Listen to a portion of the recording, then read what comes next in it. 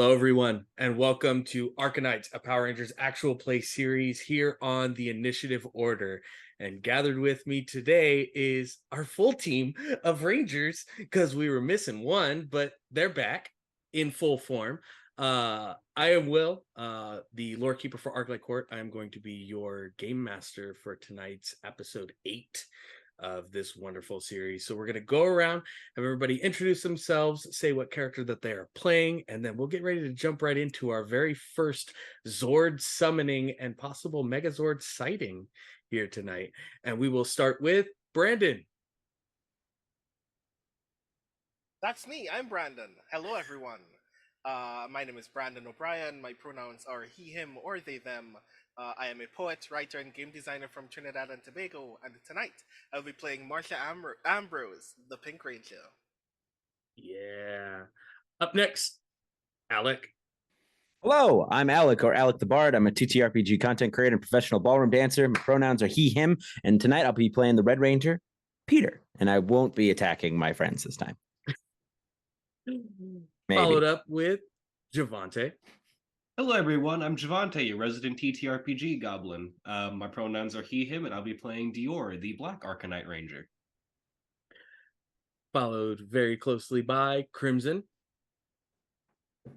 Hey y'all, I'm Krimsin Galaxy. That is Krimsin, because I'm not me without a little bit of sin. My pronouns are they, them, she, and they, and I'm going to be playing Gina, the Yellow Ranger. Pronouns she, her. And last but certainly not least, our tech guru as well as ranger amongst the team, Pluto. Everyone, I'm Pluto. My pronouns are they, them, and I am playing Frankie Oliver, pronouns he, they, the Green Centaur Ranger. And I am Will, or Arclight Court, the lore keeper for Arclight Court. My pronouns are he, him. And again, I will be your game master. But let's go ahead and jump into this intro and then get into our first Zord sighting.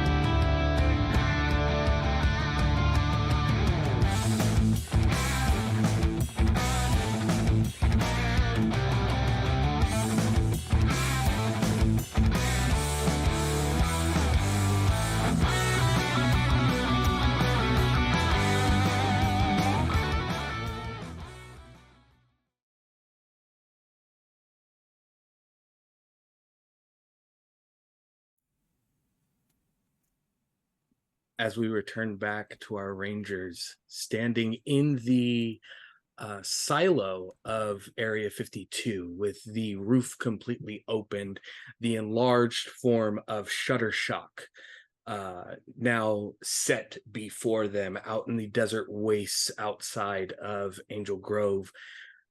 You had all heard a call in over your helmets from Professor Cranston, from William, that your new ArcaKnight Zords have finished their transfiguration and are ready to be deployed.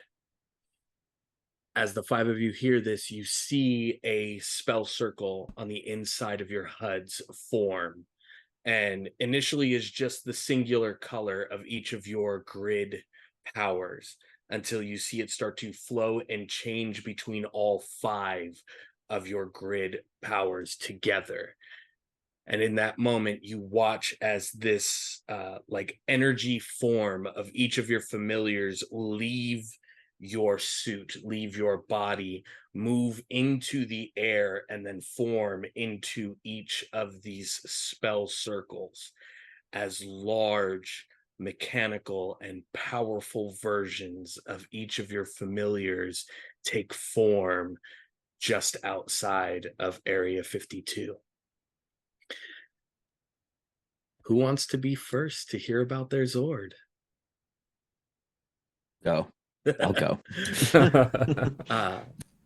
Peter, you watch as the initially the serpent that then becomes the wyvern of Cinder fly out from your chest, forming this large red spell circle before pulling face first through the energy. You see the mechanical maw of a large red dragon, armor plates setting over each section like scales to it, large talons, almost the size of small buildings, hanging from the lower portions, huge extended wings out as it flies out and forms forward. You can see the ArcaKnight spell circle on the belly of the dragon as it moves, lands on its rear 2 feet, standing upward with its wings flapping, a burst of arcane energy coming from its mouth as you hear Cinder call to you from this mechanized form. Dragon Ranger, now is our time. Hell yeah. And I will go. I will go towards it, a bit bewildered. Do I leap up there? Do I teleport? How do I get there? You go to start running, and then you feel your form start to begin to teleport almost directly towards the spell circle in the chest as this beam of red energy now travels, and you watch that spell circle that was once dulled now glow this bright red off of the chest of Cinder, the red dragon ArcaKnight Zord. Hell yeah. Within, you see a black space. In front of you, a clear, like visual representation of the battlefield ahead of you, of Shuttershock in their large form. And then presenting itself in front of you, you see 2 pedestals form with 2 spell books open in front. A third raises in the center, and you hear Cinder tell you, place your grimoire here. Okay. And as you said it there, you watch your arcane grimoire Morpher then become one of these large spell books, black with this red glow, the pages themselves giving off that same red energy as it opens and forms. And in doing so, the spell circle flips and moves in front of you, and he tells you, your movements will show me how you would like this battle to commence. You feel wings coming from your back. You feel talons at your hand. You feel an energy bellowing in your chest to be released and called upon. Your movements will command the red dragon ArcaKnight Zord. Hell yes. Who's next? I'll go next. Marcia, you watch as the fairy queen leaves your presence, and as she does, the pink energy, the pink spell circle takes form, and initially you see the feet, long mechanical stilettos on legs of metal and power. Energy moving between all of it. The armor of a Fey queen presented in mechanical form as she steps through, and you see 2 pairs of dragonfly-like wings off of her back, just shuddering, vibrating, keeping her aloft, although still stepping as if she is walking a catwalk herself. You then hear the voice of Tamarit, of the Lady Queen Tamarit, say to you, will you join me, dear friend? So instead of running, I hold my hand out in front of me where I'm standing as if I'm accepting being offered a dance, as I just kind of skip towards the teleport that will take me to the cockpit. The pink energy interlaces itself with your own fingers before moving over your arm around your body and then teleporting you. The ArcaKnight spell circle appearing on the Lady Queen Tamrit's crown of her form, once within, glows that mighty royal pink. Once inside, again, you see this visualization of the battlefield. The two podiums arise in front of you, and then a third in the center, and you hear from the Lady Tamrit as well. Place your grimoire here and command the Lady Queen as you would. I put my grimoire down and I take a good deep breath. As you set the grimoire down, you see again the blackened cover swing open, this soft pink underglow take place, as you then feel the two sets of wings against your back. You feel the Feywind bow as though it was in your hand already, though nothing is there. You feel prepared and ready to move and articulate the mechanical ArcaKnight Fey Matron Zord at your command. Let's do this, Your Majesty. Who would like to be next? Gina. You watch as Saren leaps forward, jumping, and then the yellowed spell circle form as the head moves through the spell circle and looks left to right before the left leg steps forward, then the right. And before the rear two legs come out, you see the seven blades tail peek through, wisping and moving with the wind before the full mechanical form of the ArcaKnight Kitsune Zord is ahead of you. And you hear Saren. Let's have a little fun with this one. I think it might be a little bit great. Something new to experience. That sounds amazing. I'll make sure to get you a really good snack after this. And I just like step forward and just like let the light take me into the Zord. The light begins at the base of your feet as you begin walking and then moves up your body. You see the presented tails of the Kitsune Zord together, showing the ArcaKnight spell circle. And once connected, once within, it glows before the blades separate and continue their movements through the air. Again, full visual in front of you, the two podiums brought forward, the third raised in the middle. And you hear Saren, got a bunch of neat tricks we could try. I mean, if you're here for it.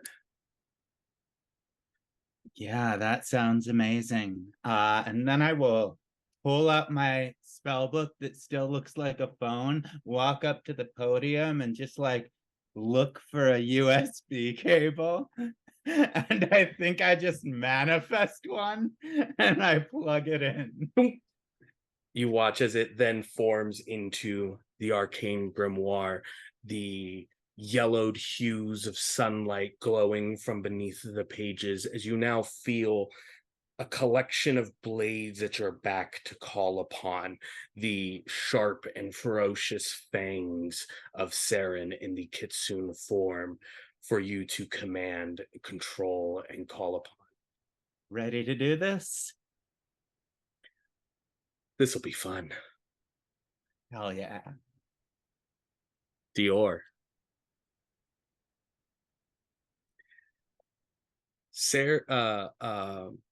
Chiron is the last to leap away as Chiron takes the energy form of his familiar form and stands steadfast in front of you first. before turning, looking to you, nodding as awaiting the directive, awaiting the protocol. Filter through memory files and protocol gatekeeper. Let's have some fun. Chiron then bounds forward initially, ahead, several steps before leaping into the air, this purpled obsidian spell circle forming in the air. You see the first, similar to Chiron's, of a mechanized hound's head pushed through. Then another snarls left, and another snarls right, before they all convene, looking to one another, and then the form steps out. Like a Mastiff and a Doberman combined in a large mechanical form, you see the ArcaKnight Cerberus Zord. The three mouths open, and connecting between the three, you see the spell circle of the Black ArcaKnight Ranger there. As Chiron says, protocol gatekeeper activated, pilot required. I'll take a nod and take a cautious step forward towards the light. You feel the teleporting energy wrap around your torso towards your back, almost like lifting you and pulling you chest first towards the Zord as you are teleported within. Again, full visualization of the battlefield, the two podiums left and right, the third raises in the center.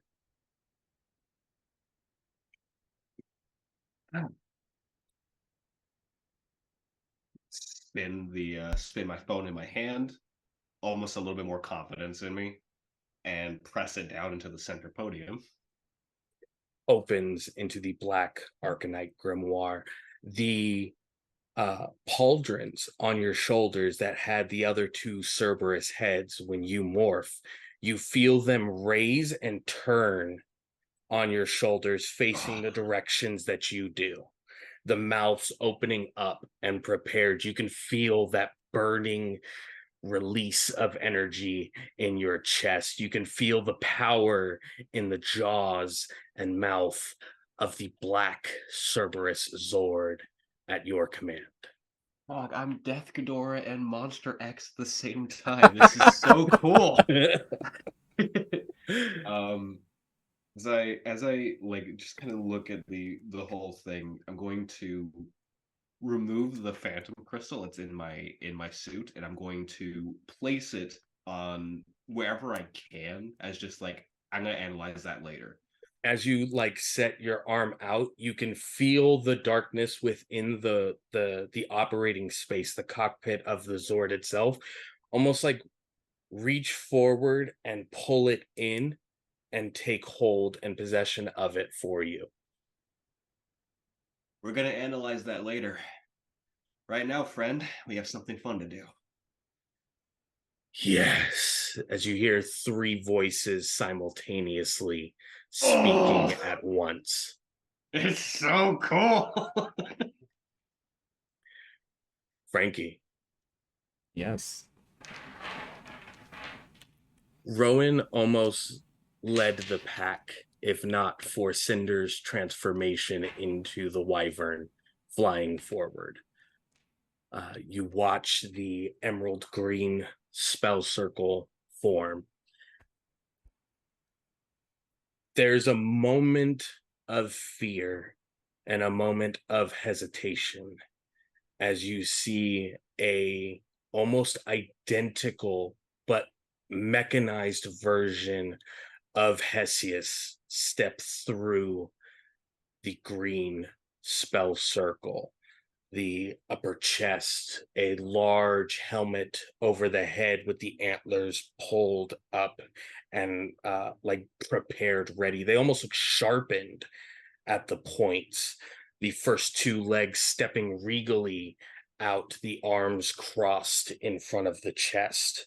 with the green ArcaKnight spell circle over in the behind the crossed arms as it steps much larger than the other Zords of the team until the ArcaKnight Centaur Zord is presented. You then see the arms of Rowan open out, hands and palms presented. As you hear Rowan,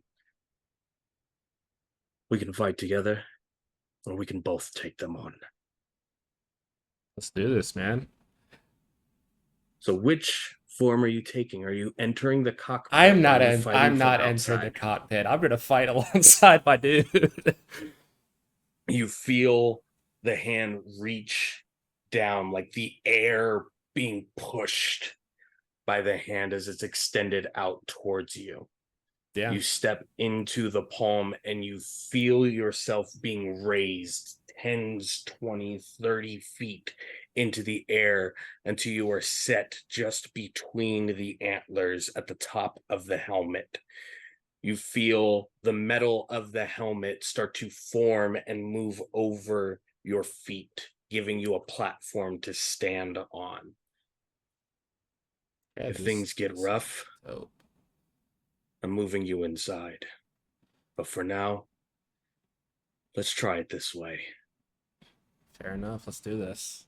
And I just, as I say that, I want to summon the weapon and the shield at the same time. The gauntlet forms onto the right hand, then into the left, the bramblings of the antlers of the Centaur Ranger then form into this wicked looking like riot shield. There are like jagged points that come out off of the front of it with the green ArcaKnight spell circle set in the center of it. I just look at it for a second, like, well, this is new. Let's do this. And I just like get into a ready stance. So until you enter into the cockpit of the Centaur Zord, the spell circle will not be activated. Okay. That is important. Peter, the Megazord form cannot be activated unless all spell circles are activated. Gotcha. Got it. So I can't call on that until he's in his Until Zord. he is within. Got it. And at that, you hear the cackling laughter of Shuttershock as I need everybody to give me their evasion scores for their Zords. Oh, evasion. Yes. My Zord's evasion score is 14. That was mine. Same here. Same. We are starting off strong here. As each of you from the central lens of the enlarged Shuttershock see beams of energy fly out towards all of you. Pluto, what is also your evasion score since you're outside of the Zord? Mine is Ruh-roh. 15. Mine is higher than the Zord. So everyone, including Pluto, all of you will take 1 point of energy damage. Damn. As the photo ray connects and hits with everyone. He says, fabled creatures deserve to stay in storybooks. I'll make sure they don't remember the story of you. We'll have everyone roll initiative now. Let's go. As I'm doing this, I just want to yell out, "It's tough talk coming from a photo booth." True. It's extinct technology. Yes. A 13 for me. All right, give me one moment. That is a double crit for me. So that's a 26. Oh, Let's go. Frankie's ready. 15 for me. all right. So I'm Frankie, yours was 26. I crit on both dice. oh yeah. Dior 15. Gina. Well, I have a D8 initiative with my Zord, but I rolled a total of 7. Ruh-roh, Reggie. Nice. Marcia. Hold on. While you get that sorted, I'll go with Peter. 13. 13. I rolled a 12. But my You got a D6 is a 12? 6. Got it.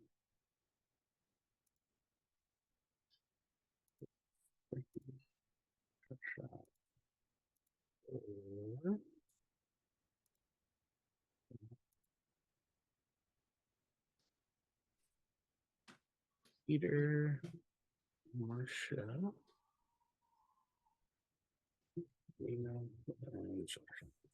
Alrighty. So initiative, without the enemy's placement, is Frankie, Dior, Peter, Marcia, then Gina. So at the very top of initiative, Frankie, our green ArcaKnight Ranger. You are currently about 30 to 40 feet based on the grid movement system of these enlarged forms. You're about 30, 40 feet away from Shuttershock. Okay. I just look down over the top of the head. Okay, Rowan, show me what you can do, buddy. And I want him to charge forward, but go around to the left. And So then flank left. yeah, and then activate the Wisteria command and just get that grapple right off the bat. Hell yeah. So roll that with D6 skill. Yep. That is a 21. 21 against the evasion. You succeed. He is grappled. Okay. As you all watch as the Centaur ArcaKnight Zord with the Green ArcaKnight Ranger move into a full gallop, breaking left to get a wide flank. You then Frankie, you can feel it happening. You can feel the energy moving through Rowan as from the desert ground here on this full moon night, you watch as these wicked tangles and barbs of vines break from the ground and then immediately lash and start wrapping up Shuttershock, holding Shuttershock into place as the Green ArcaKnight Ranger and their Zord move to flank around to the left. Yeah, and I'll stop maybe size is relative with these big ass creatures, but 15 feet ish worth of movement for their size, I guess. Got it. Up next is Shuttershock. Uh-oh. Oh no. You see he frees one of his hands, but is still restrained in that area. Grabs the handle of the large shutterbox camera on his head and starts winding it until he turns. Initially, the rest of you see that center lens of the head start glowing blue until it turns and there's a sweeping blue beam across the battlefield away from you, heading towards the Centaur Zord. The Zord's Bring it! evasion is 14, correct? It is. All right. Can Frankie try to brace himself with his shield for his evasion and use toughness instead? I mean, I'm not moving because I'm literally stuck on the head with the way my feet are right now. He's not targeting you. He's specifically okay. targeting the Zord. Cool. I didn't know if he was hitting us both or not. So No, if the attack or anything will hit you while you're outside the Zord, I'll let you know so that we can go through all of that. perfect. But a 19 on the Shutter Vision against the evasion.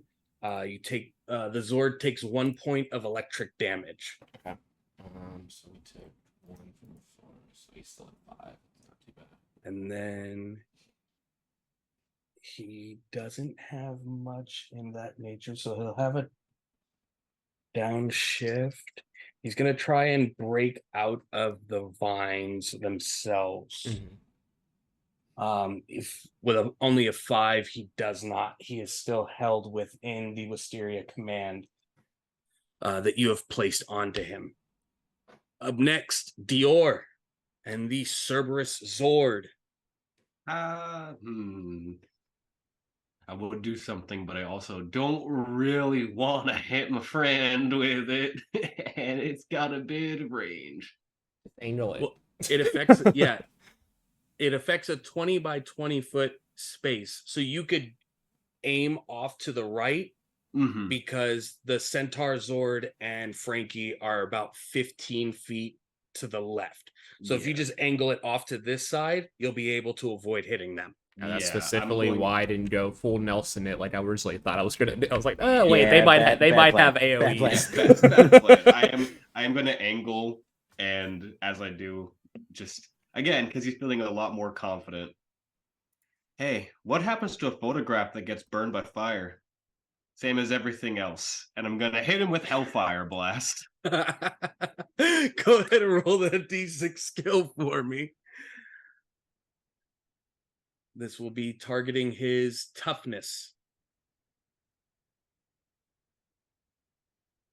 How's a 26 sound? That's a double crit. Yeah. So you will do 4 points of fire damage to Shuttershock in this enlarged form. So as you feel that energy, you go to call upon it.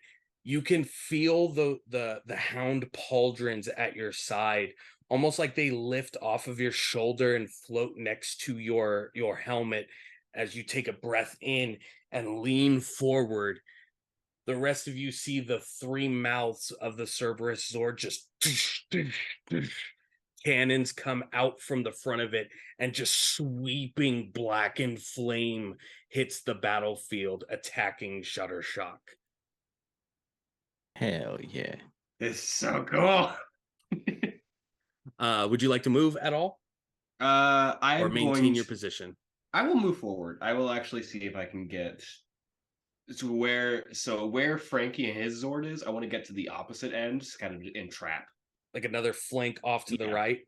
Yep. You see the Cerberus Zord then pouncing across the battlefield, moving, the 3 heads snapping and like biting towards Shuttershock as you move into that alternating flank position from the Centaur Zord. After Dior, we come back to Shuttershock again. He don't like that at all. That same winding of the camera head as he then twists back towards the Cerberus Zord.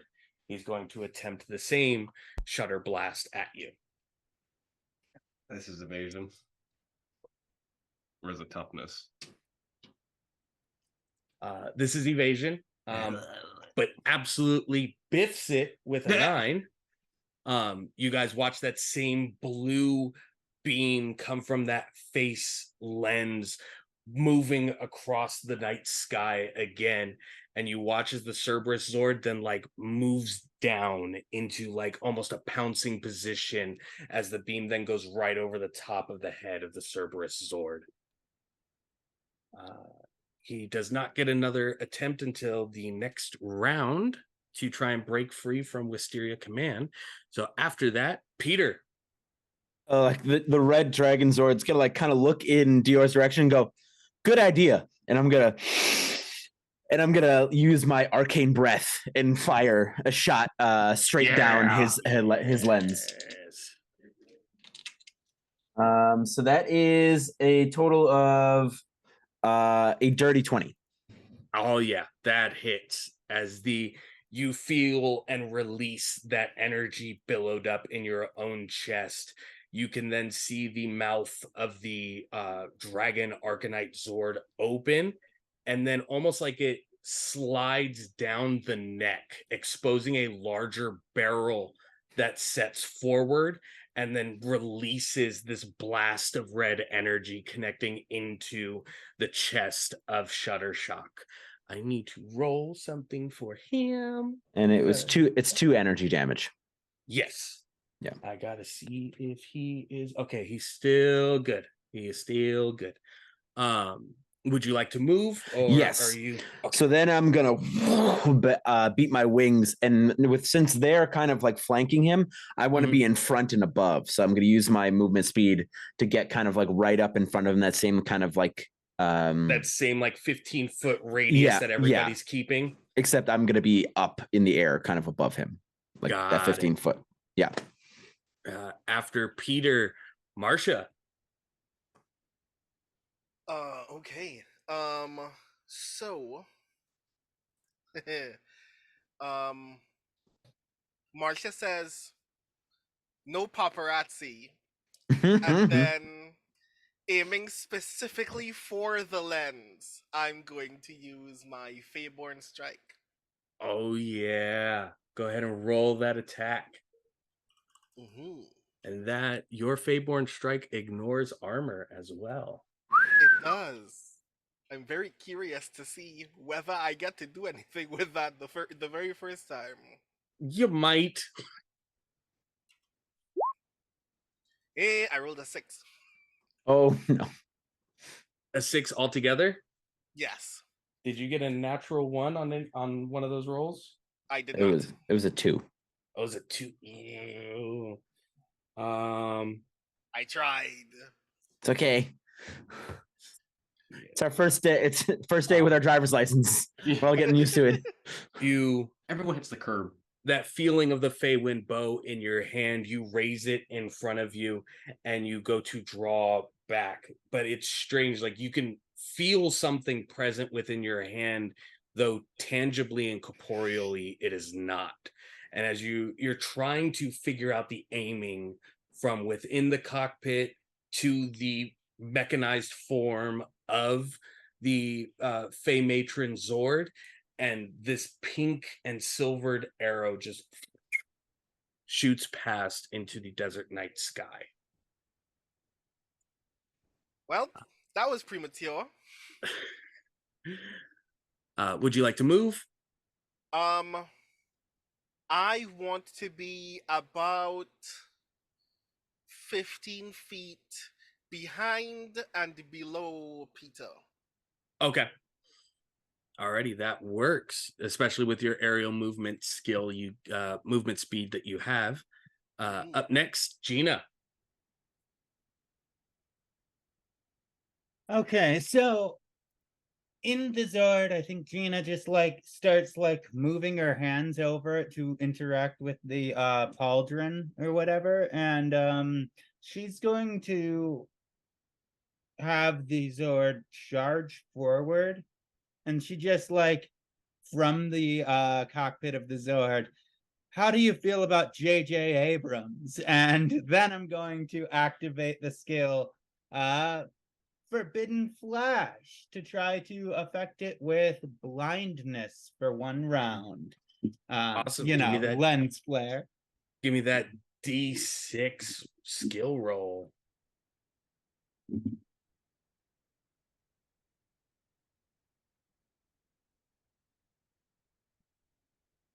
That is a 15, but with a 6 on the D6. Oh yeah, that absolutely hits, goes over his willpower. So he is now not only restrained by Wisteria command, but you watch as the 7 blades of the Kitsune Zord's tails fold and set side by side. And as it does, it almost like catches the light from the moon itself and amplifies it. You see the yellow ArcaKnight spell circle on there immediately glow, and a bright flash goes forward. And you can hear, those of you whose Zords are up close to it, you can hear the lens within almost crack from the brightness of the Forbidden Flash technique. And where are you moving, Gina? I think Gina is just gonna have the Zord keep moving forward in a direct line towards it. That way, on her next turn, she can just strike out with the tails. Alrighty. After you is Shuttershock's final move in this turn. with Damn. everyone gathered around him. Oh no. Mhm. Yeah, this is kind of hard to avoid when everyone's around. That's a yikes for me, dog. This affects a 20-foot enlarged radius around him when he does this. The council awards you one yike. You hear the inner mechanizations of both of the camera lens start clicking back and forth until there's this sonic resonance coming from within the cameras themselves. I need everyone to keep an eye on their evasion scores. Mhm. D4 as well. Fun fact, when the GM tells you to keep your eye on something, that's when you know things are really bad. This will target everyone. That will be a 19 to all Zords. Pluto, even with the downshift, that is still a 19. I'll use a story point so Frankie is okay. Because that'll put me to 20. Because I can't take as many hits as the Zord can. Frankie just curls up under the antlers. Everybody takes 1 point of electric damage, and you are considered stunned. Oh no. Jesus. Okay. At the beginning of your turn, if your Zord has a movement speed of 40 or more, you can give up your movement to break the stun, but you will not be able to move that turn. If one of my forms of movement is 40 feet? If any of your forms of movement are 40 feet or more. Got it. So with that ends our first round of initiative in Zord form. Frankie, as you duck in towards the horns, you feel the antler almost encapsulate you with the morphing alloy and pull you into the cockpit. Rowan is fully aware that this can get very bad very fast for you being out there if Shuttershock can do that to everyone at once, and has pulled you into the cockpit itself to protect you. And he's like, damn, Rowan, I was going to at least punch him once. God. Okay. Well, we could punch him together. Where should I put this shield thing? I don't know. I'll just look around the cockpit and be like, okay, so what do I do here? You see the first 2 podiums raised with the 2 spell books open, then the third set in the middle in front of you. You feel the same directive to place your own grimoire into the center of it, but you also see in the just beneath that portion of the podium, there is a large marble formed hole for the gauntlet to be placed within as well. Okay, I'll deactivate the shield so I can grab the grimoire with my left hand and just kind of toss it at the grimoire, and it'll spin over and land on it. And then I'll just be like, okay, let's do this. And I'll just run up and just punch straight down into the hole that's there.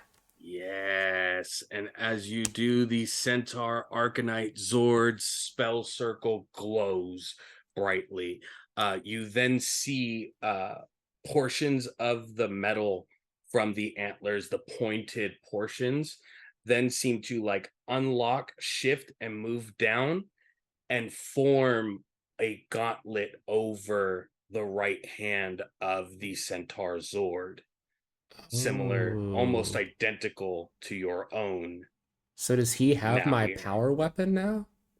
He essentially, you can make an attack roll as your power weapon, with your power weapon as the Zord. Oh, okay. So that changes slightly what I was going to do, but not too much. Okay. But it is now your turn. Okay, well, I can't move forward yet to punch him in the face. So I will burn my movement for the stun effect. And then I will initiate the antler barrage at him. All right. Go ahead and make that D6 skill check for me. That is a 17. Just hits. Okay, so that is 3 energy damage. 3 energy damage. You feel from the antlers themselves, those metal bits that had been pulled and then formed into the new gauntlet. Mhm. You see like small beams of energy, like rockets, come out of the antlers and then start peppering into Shuttershock from the position you're in right now. I reach up in the cockpit and scratch my head. This feels freaking weird, dude. What the It hell? felt like your hair was doing that from within the helmet. From there, we jump over to Shuttershock. He is going to Stop getting these extra turds. He's going to attempt to break free from the Wisteria command, and a natural 20 and a 6 on the D6. He breaks free from Wisteria command. Okay.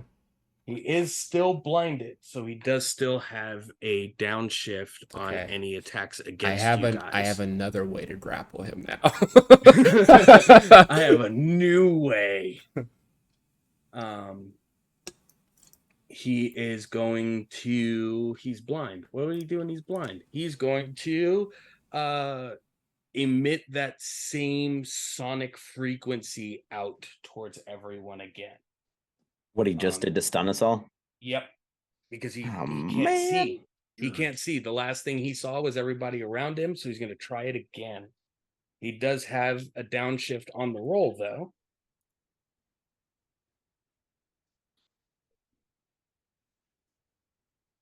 Uh, 14 against evasion. Yep. Yeah, we're all Does 14. not hit me this time. Except for Gina. Does not get the Kitsune sword. Again, everyone takes 1 point of electric damage. If you are already stunned, you don't get a second condition of being stunned. It doesn't stack like that. We're not stun locked. Yeah, no. But you do take that additional point of electric damage. Gina, you and the Kitsune sword do not take that point of electric damage to yourself. And Shuttershock is going to attempt to leap away. Let's see if he is smart.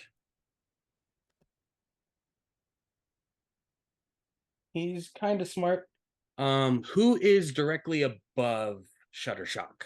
Me. Okay. And you're still in the stun, correct? Correct. He is going to end up crashing into you. Not intentionally, but these things happen.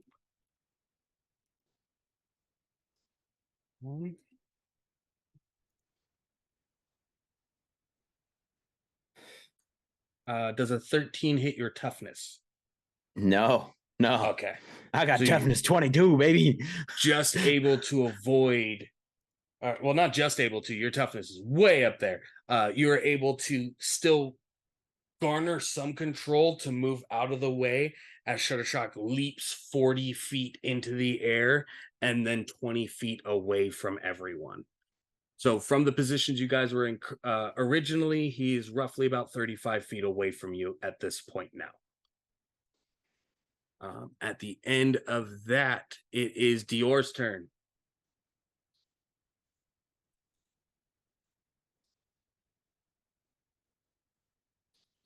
He is too far for me to bite. Yes. And you got to burn your movement or something to break the stun. Yeah, which I can. I will just burn my movement to break that stun. Alrighty. So the Cerberus Zord is no longer stunned, but he is Shuttershock is roughly about 45 feet away.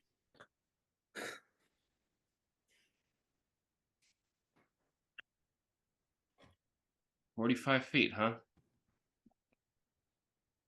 Well, didn't want to have to use this twice, but you're not giving me many options there, big guy. I'm going to hit him again with Hellfire Blast. Okay. Because he is under the range that's in there, that will be a downshift to a D4 skill. That's fine.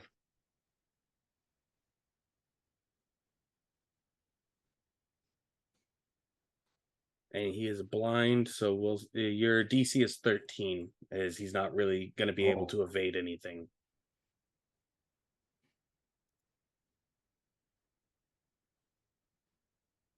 That is a dirty 20. Oh yeah, absolutely hits. Takes another 2 points of fire damage as the Cerberus Zord's mouth open once again, the 3 cannons releasing that torrent of black flame towards Shuttershock. With that, you see that the center lens cracks, and you start seeing whippings of blue and green and purple lightning coming out from it.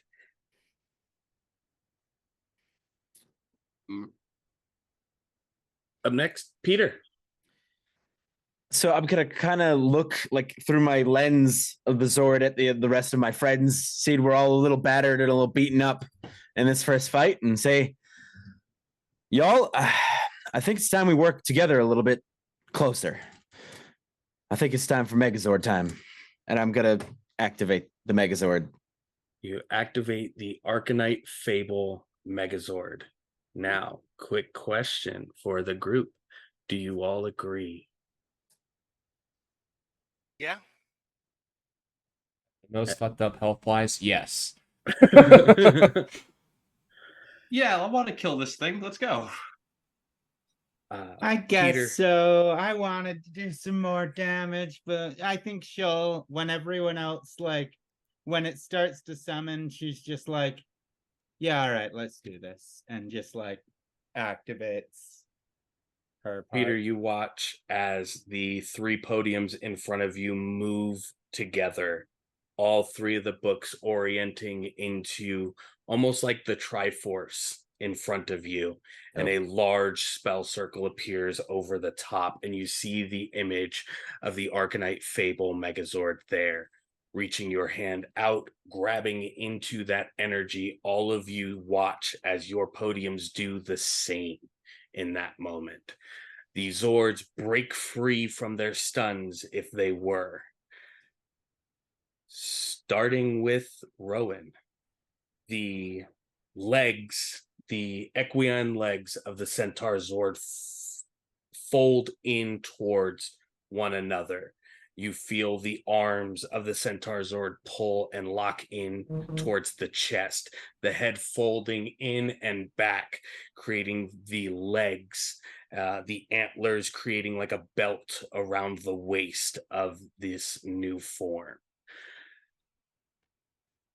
Dior, the Cerberus Zord, you watch the paws, the arms of the Cerberus Zord begin to fold and pull into one another, the 3 heads turning and rotating, becoming almost like a separate, like a Gatling gun together, forming into the right arm of the Fable Megazord.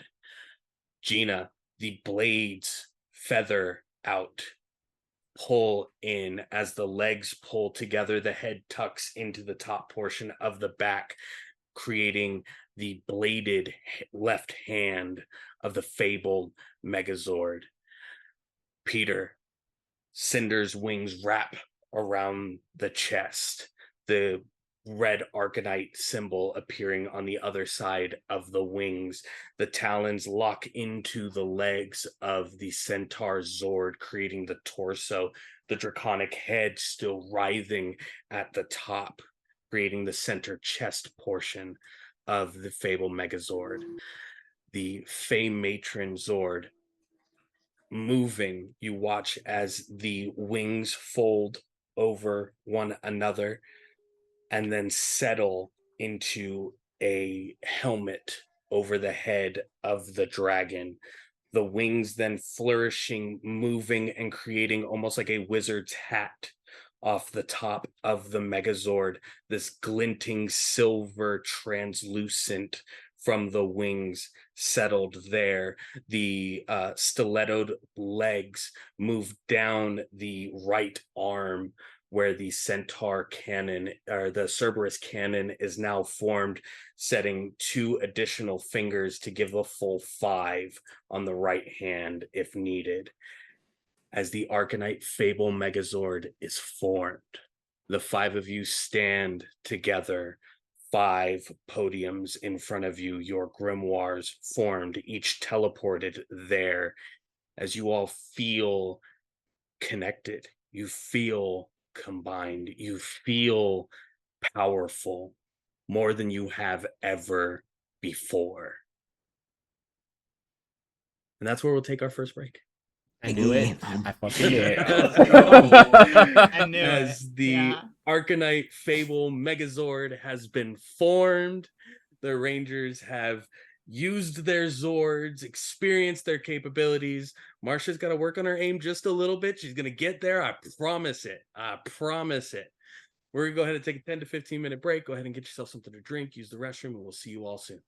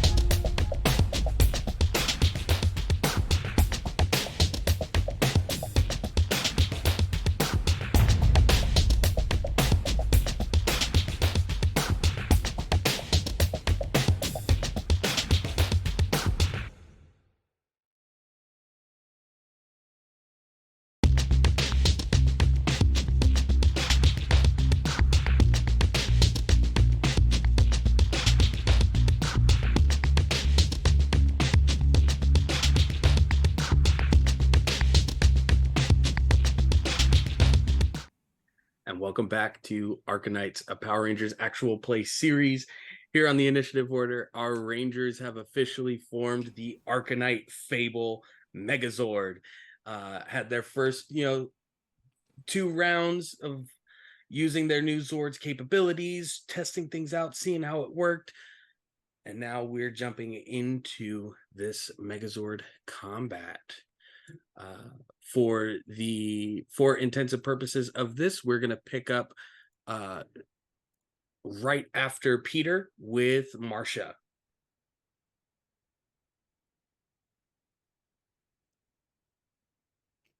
Oh no. Did we lose Brandon? Are they frozen? It looks like they're frozen. Yeah, Oh no! they look frozen. No. Check the Discord. Oh, Then- nope. They moved their head for a second. I think Oh. they're good. There you go. Oh, are they There. back? My internet connection briefly did a thing, but I'm here. Alrighty, we're starting with you, Marcia. Okay. I should do a thing then. How far are we from Shadow Shock now? You're still 35 feet away. Okay. I would like to do an arcane blast. Awesome. Go ahead and roll that D8 skill for me. Mm-hmm.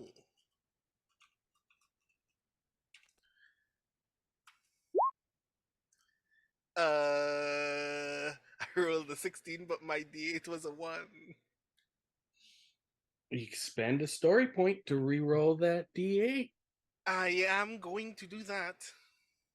Go ahead and just re-roll that D8.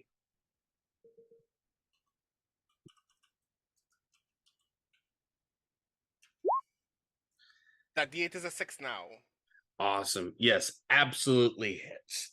So, Marcia, as you take the reins of the Fable Megazord, the ArcaKnight Fable Megazord, you guys feel the left hand reach forward and then up, moving across the brim of the wizard hat of the Fable Megazord, pulling energy from those like translucent reflective scales on it until a gathered of rainbowed light is in the hand and then sent forward and out, reflected off of the bladed fingers of the left arm, dealing 3 points of energy damage to Shutter Shock. Gotta roll a thing for him. Still standing, but you connect with that ranged attack. Would you like to move at all?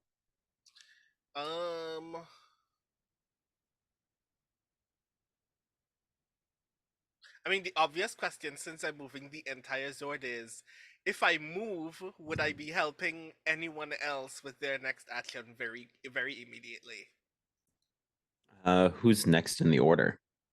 Up next in the order is Gina, and then Frankie. Would you rather be closer or exactly where we are?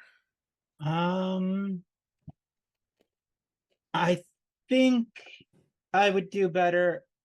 You know what? Let's go ahead and go closer so I can make a strike with my arm.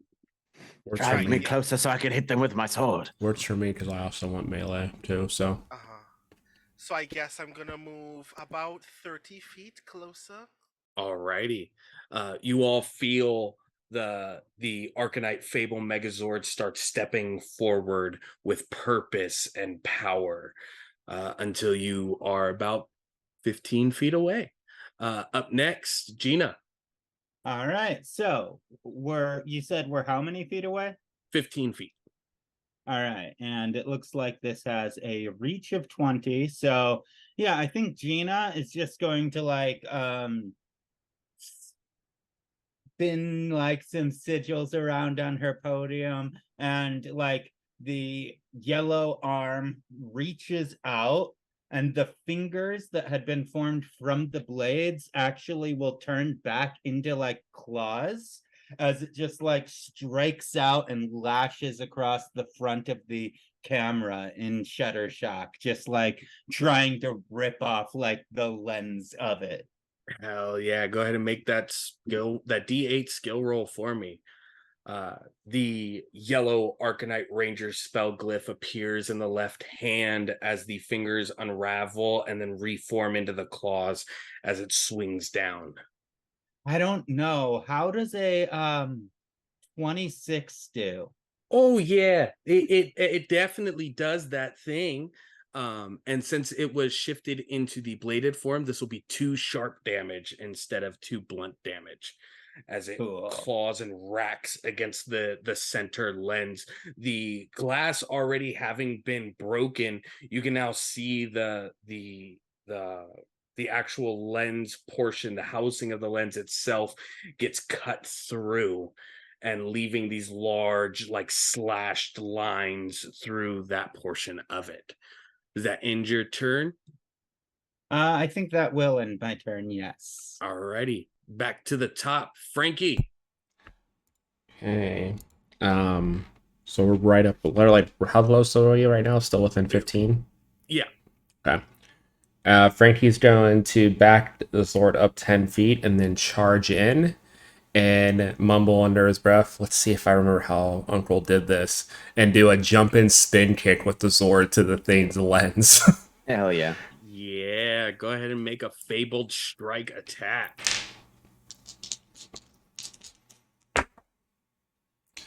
That is an 18. Just barely hits. You all feel, and Frankie, as you like almost call upon it, the legs separate for just a moment back into the 4 and create this galloping motion forward until leaping into the air, swinging, and very similar to Deku in My Hero Academia with the shoot style. Yes. Yes. The I mean, legs it fits. reconnect back Green. together as it makes contact into Shuttershock, dealing 2 more. Do I have to yell out damage. Angel Grove Smash now? Is that what I gotta do? Yes, you do. Totally. If you ever do it again, yes. Okay. No. He Angel is Grove still Smash. standing. He is still up, but you can see that the center lens of Shuttershock is almost completely destroyed. Like there's no use for it anymore. That blue, purple, and like green energy is like flashing and flickering out from it over and over again. At the end of Frankie's turn, it is Shuttershock's turn. He is going to wind that camera lens at the top again, trying to activate that large blue beam to blast into the chest of the Fable Megazord.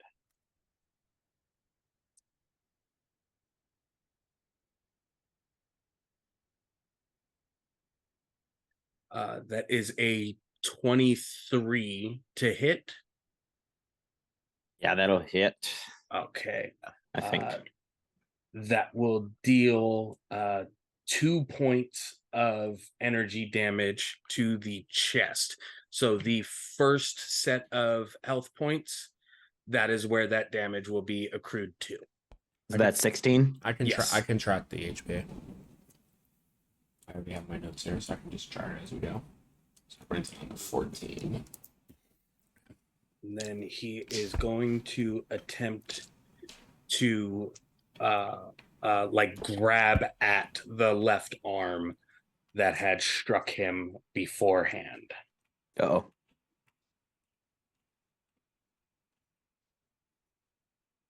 Only a 14 against evasion.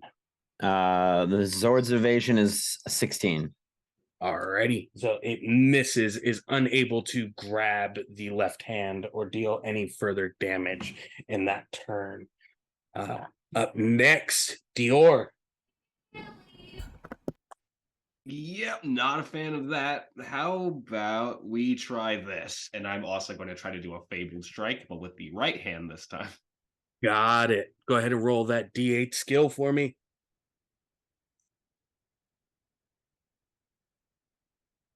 That is a 22. Hits. So as you draw the right hand back, you can feel the the cannoned mouths of the Cerberus almost flip and invert to the back of the hand. As you then punch, you can feel the hellfire pushing the hand further and then connecting into Shuttershock, dealing 2 points of blunt damage. Okay.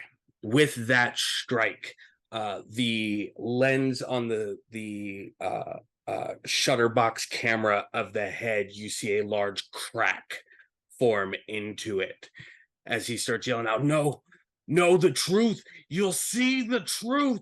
You have to!" And that will end Dior's turn. Peter. Does it seem like he's gonna pop? It seems like there's a certain damage threshold. And once you exceed that threshold, the energy that made him large and also created him would be dispelled and sent away. So not that he's gonna explode, but that he's gonna be donezo soon. Yeah. Got it.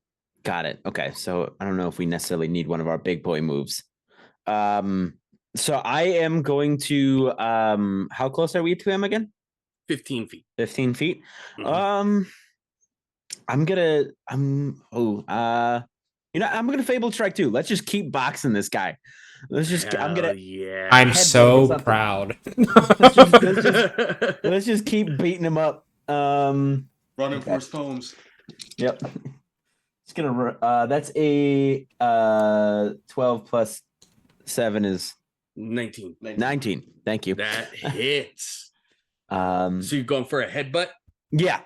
Alrighty. You can feel the draconic head that had rested down before opening to reveal the face of the Fable Megazord. You lean your shoulders back and then rush forward. You can feel like the steam and the breath of the red dragon pushing off the back of the Zord, forcing it forward, cracking down the lens of the head of Shuttershock. You can see he is now on the brink. All right. Well, that's me. Alrighty. Up next, Marcia. Bring us home. Yeah, one more fabled strike. Alrighty, let's do it. Another D8 skill. Please We'll save the actually cool roll stuff well. for next time. Yeah, I rolled an 11. Do I have another story point? I do not. There are still 4 story points available to the team. We have from the one we you have spent. we have 3 because I spent one too, but we have 3 left. Okay, so 3. Do it. Yeah, Do it. I'll do it. I'm Do gonna it. re-roll the D20. Ooh. Please, higher than 8. Oh my god. 13 and 3, 16, which is still too short. 16 is just too short. You go to call upon your energy within it, bringing the arms back and going for like a 2-handed strike into the center of Shuttershock. But it's like you took a step back and the hands come up just too short of the body of Shuttershock, missing.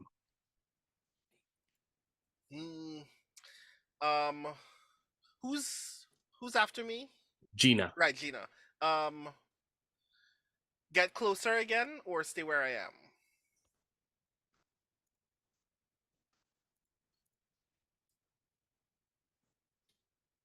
You're muted. You're muted. How far away exactly are we right now? 15 feet. From the step back would have put you about 20 feet away. This is fine. Okay. Then you're up. Okay. So I think Gina, seeing Shuttershock taking all of these strikes, just like little explosions firing off from each connection, just because like it is dealing massive amounts of damage to this being. I think she is just going to like make the fist ball up, and I think she is just going to like make it throw a full-on hey, you know what? Let's actually have the Zord step in with 1 foot and use the momentum to come across with a spinning back fist across Shuttershock's face. Go for it. Give me that D8 skill roll. So close to a Judas effect. That's what I was Almost thinking too. there. It was like, oh. Eesh. Can I spend one of the last 2 story points? Does anyone mind? Go for it. Because I rolled a 2 on the 20, which made it impossible to hit. Oof. All right, and that time it's an 18 on the 20, so that's the total of 23. That hits. And with this final fabled strike, this spinning back hit to the large form of Shuttershock, you watch the green, purple, and blue energy flooding through the body start to dissemble it, and it bursts away in this flash of evil arcane power. As you have defeated your first gigantic enemy in the ArcaKnight fabled Megazord. Yo, this go. thing's incredible. Oh my god, did you just see that? Is this how y'all feel all the time? This is awesome. That was impressive, y'all. I can say with This- honesty, no, I do not feel like this all the time. This is incredible. I am so proud of all of you. That was amazing. The surge of confidence, you feel the Zord reach up with the left hand and grab the brim of the wizard hat and just kind of lower its head slightly before dragging it across the brim as small arcane glyphs leave in the trail. That's great. Oh, And we jump to the Zords being called and teleported back to the power chamber just outside of the Arcanium plexus as each of you step out of your Zords. You could see some bits of the battle damage that has taken place, the electrical burns, the energy swipes, that the Zord hanger within the power chamber immediately goes into automation and begins repairing and fixing the damages done to the Zords. Go ahead and mark each of your Zords back to full health for Oh. the next call of the Zords. Cool. Awesome. As you all step out, helmets removed, still in your rangered forms, you see Professor Cranston just kind of like,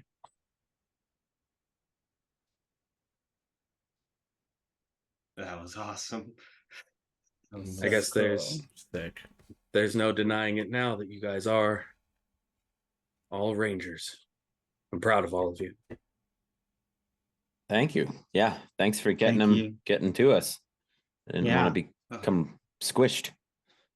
Philo comes flying through the doorway and is like instantly doing full observations over all of the ArcaKnight Zords.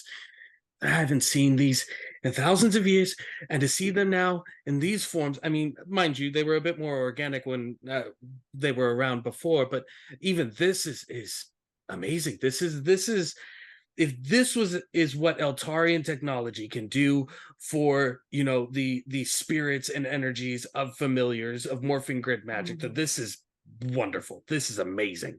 And it's just like taking in all of this information. I agree. And honestly, thank you two so much for getting these things up and running for us. These are thank you so much. I don't know how to express the gratitude I feel for being able to even be in one of these things. It's incredible. I mean, we have to thank you too, Gina. If you weren't helping this along, we probably wouldn't have had them in time for this fight. Yeah, Yeah.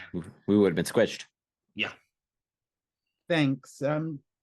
Honestly, I'm just trying to do my best in this role because it's a big responsibility, and I just want to make sure that I don't let anyone down. Well, you Scratch that, definitely didn't. Nick. You thankfully missed doing this work some hardship. I am fully under the thought process that Dior no longer has his cloaking up on his whole mechanical bits. So If he doesn't, he doesn't. That is he purely didn't up to when you. he didn't when he morphed because he was doing the Zordon thing. So that is still gone.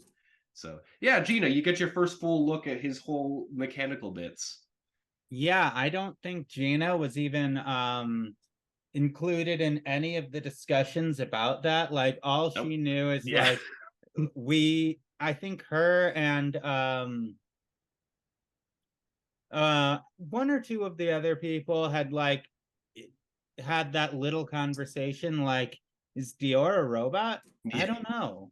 Like that kind of thing. So I think she just looks over at Dior and is like, whoa. There's a couple things since we mentioned that's Altarian tech. Looks over to Professor Cranston that we need to talk about. Like So which what one of us happened? is Sarah Connor in this situation? Really, none of you. Professor Cranston raises his hand in that statement, Yeah, that's technically in that joke. Yeah. Mm-hmm. Good to know. I do want to kind of start. I know we got caught up in the fight with the giant camera, but I did want to circle back to the fact that I turned into a monster. How did that happen, and how do we keep it from happening? Yeah, that wasn't fun. Going through the information that you can like recall of everything, you ran into a more powerful version of Shuttershock when heading to help your friends in the hangar, and he grabbed you and with the center lens in his chest released some of that blue and like purple green energy, and that's what caused that transformation. Got it. So, with that in mind, a very important question emerges, which is we're all 5 college students who have just been given magic powers and a giant robot. And within 2 nights, we've met one of our classmates who's possessed ? And we've seen one of our colleagues be brainwashed. What should we do if something like this happens again? It's not the first time it's ever happened to a ranger. Looks over to Frankie. This provides me very little I just comfort. flick you off. Professor Cranston says, well, with Gina's help earlier, she was able to undo the curse that was set over your grimoires that alerted you to whatever the negative or hidden secrets that you are keeping from one another. Everything boils down to teamwork. Everything boils down to believing more in the people around you to have your back and support you and be there for you than just your own personal capabilities. There's something great within each one of you. And that's why the grid chose each one of you. And I believe if you were able to get past secrets being revealed and even one of your own being turned into a monster themselves, I think you'll have the capability to get past these things in the future on a case-by-case scenario. Well, can I just say that I think it'll help if we're all a little bit more open and honest with each other about the ways that we're feeling and everything. And we need to open up these dialogues so we can actually process the grief and anger and pain and all of that. That way we can be the best possible version of ourselves that we can be while we're the Rangers. Speaking of all of that, Dior. Okay. Yeah. You retrieved something back from within the Cerberus, the ArcaKnight Cerberus Zord. Yeah. You feel. Oh. Actually, give me a technology roll. Ah, We'll go with good. technology for this. I love these. My favorites. Is this potential? I'm not going to ask that. This doesn't have to do with any of your own Yeah. technological or biological. It doesn't matter. That's a 19. The power ruby is siphoning small portions of the black ArcaKnight Morphing Grid energy because there is some kind of transmission that's trying to be forced through it. There's a message within the power ruby, but because it has no morphing energy currently, it's trying to get as little as it needs in order to relay that information. Going it to Gina, at the exact same time that you said we should be open with one another, Dior's going to turn, pull out the phone. Hey, Chiron, you there? Yes. How much power do you think we would have to transmit in order to reactivate this thing? Reactivate more than 60% to gather whatever transmission is within it, less than 5. Let's do enough to get the transmission going. You immediately go through the full demorphing process, and instead of the morphing energy returning back into your grimoire morpher, you can feel it being pulled into the power ruby in your left hand if you were speaking into it, your phone in the right. And it glows slightly, and then you see a figure stand on the top of the power ruby, comprised of this like morphing grid energy that you provided. This is Delphine of Aquitar, the white Aquatian Ranger. One of our mystics has left Aquitar and acquiesced to Earth. A insurge of morphing grid magic called them there, and we have been unable to contact them. Please find them, Phantom Ranger. Please find what is calling morphing grid magic.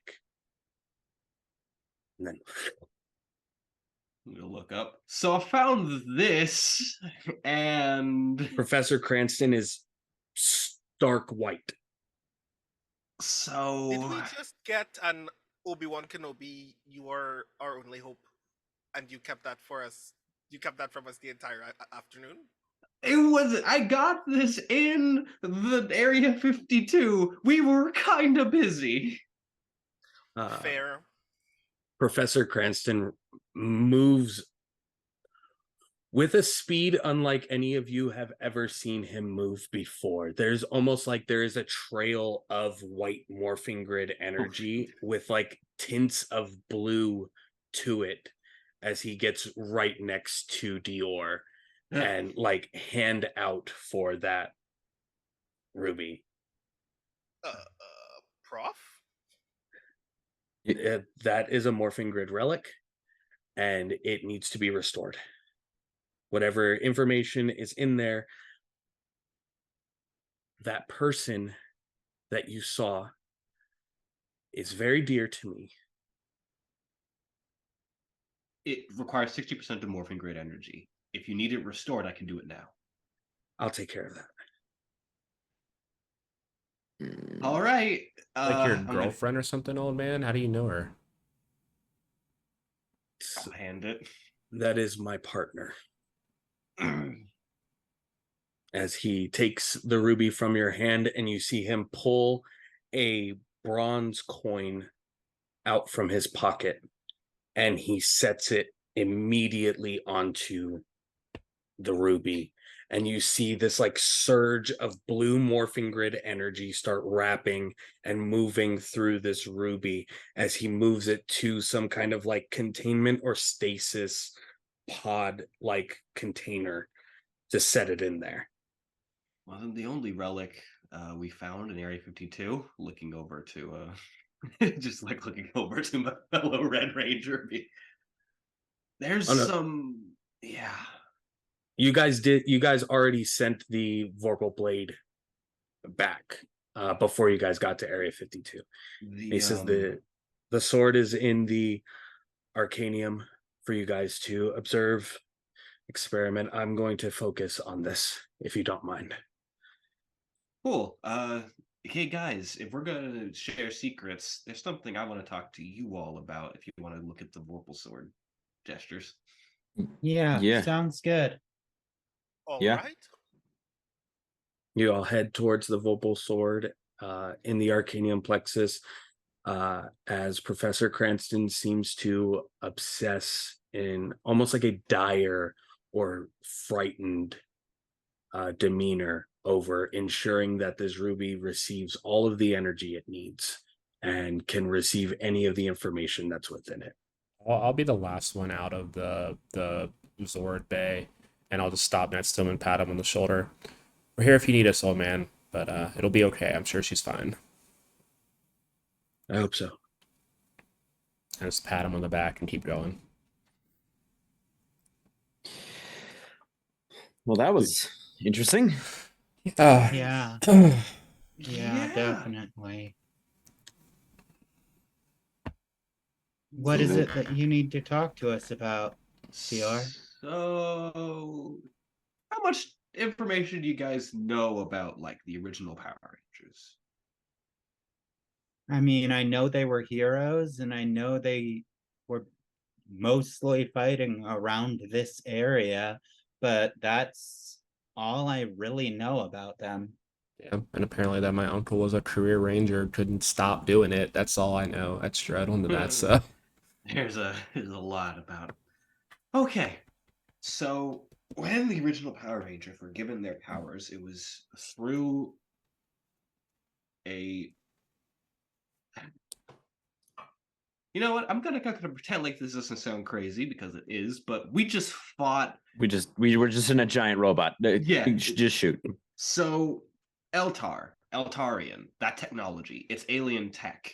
It's kind of what this stuff, as he like gestures to his whole being, is. It's Eltarian technology. Morphing Grid made metal. The thing that gave them their powers was an Eltarian named Zordon. Okay. Right. Which he vanished. Area 52 had his pod. Is that who was in that thing when we went in that room? He gives like a half nod. Yes and no. I think. Okay, so everything that is connected with me, all the circuitry, is Morphing Grid. It's why I can sense and do things with the Morphing Grid a lot easier. Except I don't think that it's just that. I'm pretty sure that it's Zordon's stuff. Because I saw, when I reached out to him, I saw through his eyes. So are you like his son? More like, I guess, part clone? Interesting. The moniker that I go by, Dior, D10R, it's a resurrection protocol. Kind of. It was both to bring me back to life, but in a sense was also to help keep Zordon's essence around in the hope that at some point the Rangers, if they were needed, could still tap into that. I think they just may have gone a bit too far. Well, they saved you. How's that going too far? I mean, they brought me back, but also him back, technically.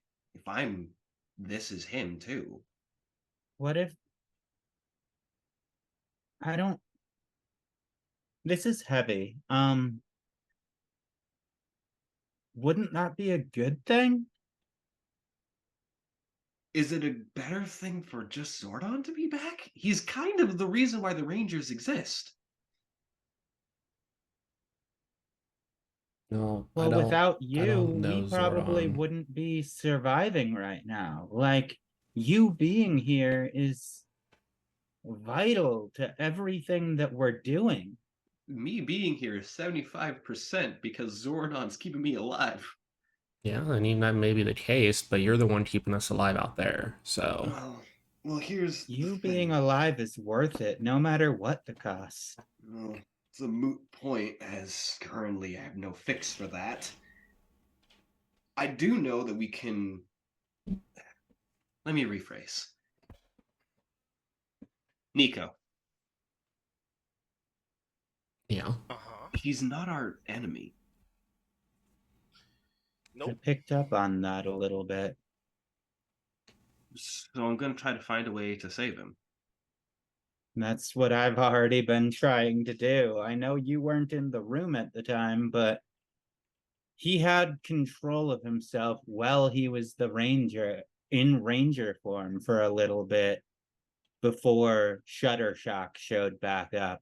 And I gave him some morphing grid energy to hold on to himself for a little bit longer so he could just do as much as he could before it took back over.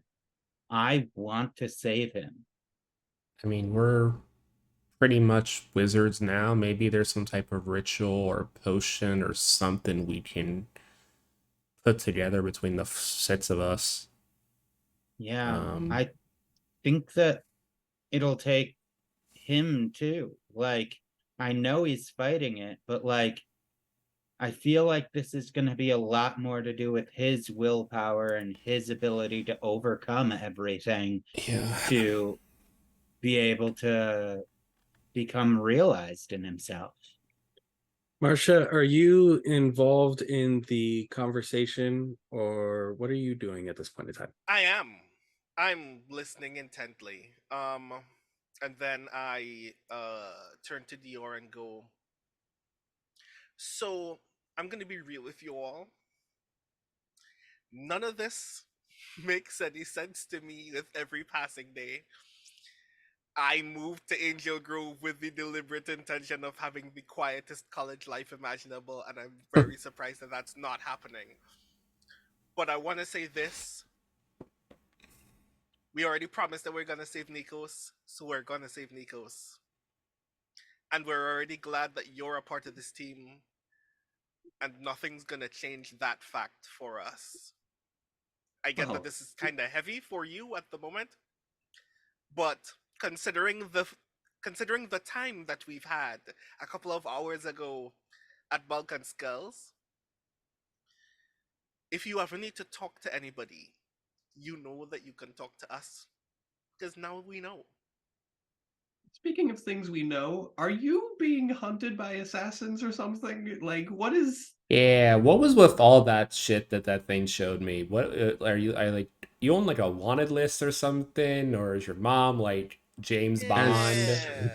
This As is you news to finish me. that statement, Frankie, um, Peter, you're holding the Vorpal sword, the crystalline form of it transitioning through black, then yellow, then green, then pink, then back to crystalline.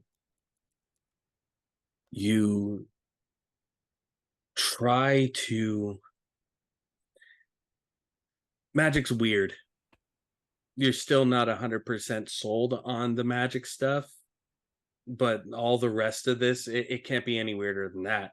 Right. And Giant you robot. try to place some of your own magic within it, and there's a faint flash of red through the crystal form of the Vorpal blade until it shatters.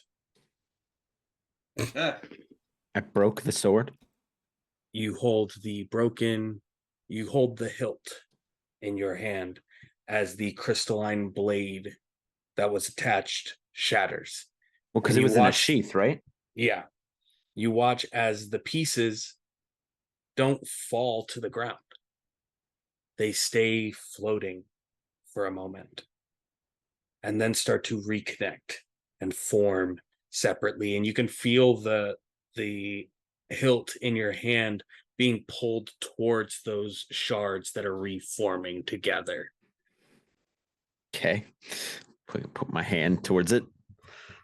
It's actively trying to pull out of your hand. Are you got it. stopping it? No, I'll let it go. You let it go? Yeah. As you let it go, you watch the handle then connect, and all of those pieces start forming, and you see spell circles of all of the different morphing grid colors start to form over it. Each one of you now find that there is another ring on your hand next to the crystalline ring that activates your grimoires. For the other 4 of you, the gem that is within it is clear. There is no color. Peter, yours is a very light and soft red compared to the dark and strong crimson of the one used to morph on your hand. Okay.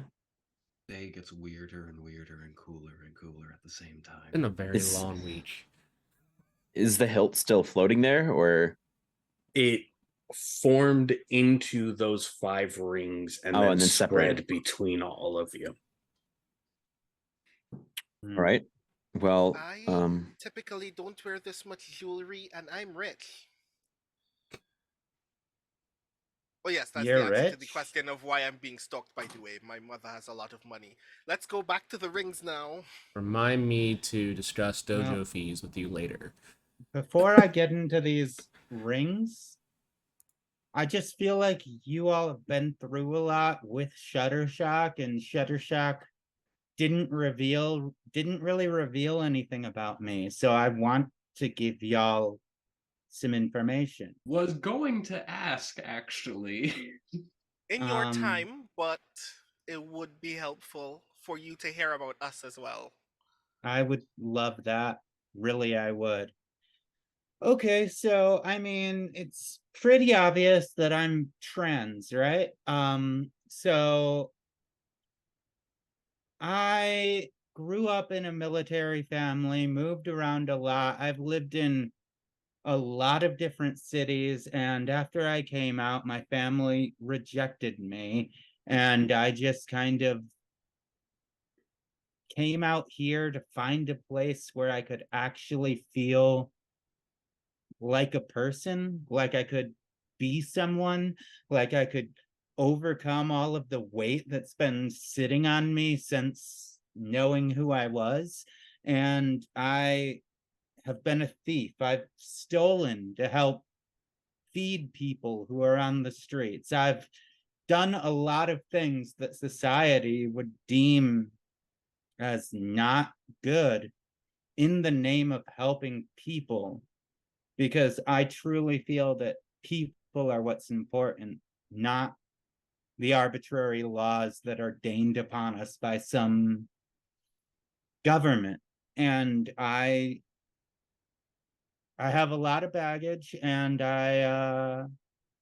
if you have any questions, feel free to ask. I don't really know what else to say other than I'm willing to do whatever it takes to help people and be useful. That's really all I want. I want to be useful. You fixed the greatest robots I've ever seen in my life, and I'm part robot.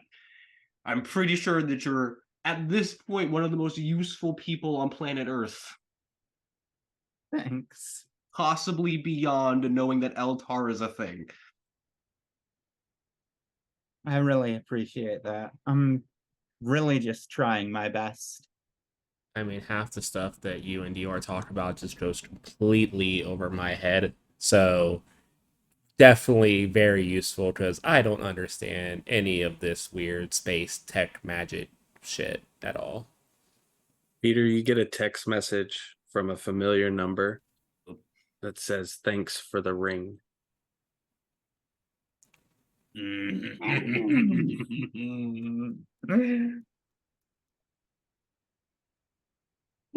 Ah, um, I'm gonna text you what I'm gonna text while this scene continues. Okay. You guys are all aware now that it is starting to get closer and closer to about 10, 11 o'clock at night. You know that all of your classmates are safely home. You know that the symbol or seal or whatever it was of the blue ArcaKnight Ranger has been freed. And you should probably start making your way home, getting some rest, especially with how crazy the day has been. So, wild suggestion. Considering that we've just watched several of our classmates get kidnapped and then get kidnapped again, gotten a giant fight, and just had some of the most traumatizing several hours of our very short lives. Do y'all want to sleep over by my place and talk? Never done a sleepover. So yeah. I'd love that. Yeah, that's fine with me. Dojo doesn't open until after classes, so I have time for sure. Those Area 52 freaks bugged my parents' house. So I'm gonna check on my dad, but then I'll come over. That's fair. Oh yeah, Those freaks were watching my house and put cameras and microphones in there, and I'm just gonna make sure he's okay, especially after today. Yeah, that's Alrighty. fair. Understandable. Well, Marcia, your house is accessible via teleportation to the group because it is a location that you have teleported from to the Arcadia Plexus. So you can give those coordinates to everyone else, and you guys can just teleport straight there if you would like. Peter, you could do the same, heading back home if you would like as well. Yeah, I'll head home. So we will jump to Peter heading home. Yee. Are you teleporting straight home? No. Where are you going? Waiting for a replay. You get a response that says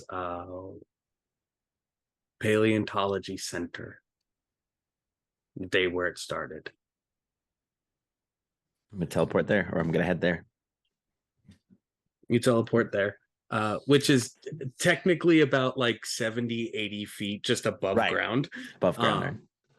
As you teleport there and appear, you see gold and black tarnished energy teleport nearby as well. As Nikos, or the Chimera, whichever it may be, steps out from around the back of the Paleontology Center. Who am I talking to today?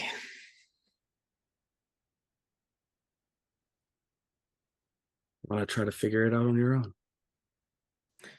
All right. What do you want? I want what's owed to me. Which is what? My power back. You seem to have quite a bit of power, to like, at least from my perspective. I know the spells that I knew hundreds of years ago. I know the forms of combat that I practiced hundreds of years ago.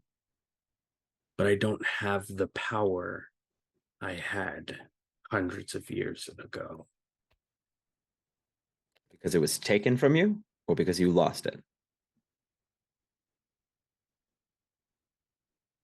Other people made decisions for me that I wouldn't have made myself. And so you're trying to you're attacking innocent people and attacking the city all because you want your power back. I'm just waiting for one person to make an appearance. And once they do, I can claim that power back. Who's that person? Flamel. So you're going to take his power to substitute it for your own? No, he's been hiding mine. And why do you think he would be hiding your power? Fear Of me.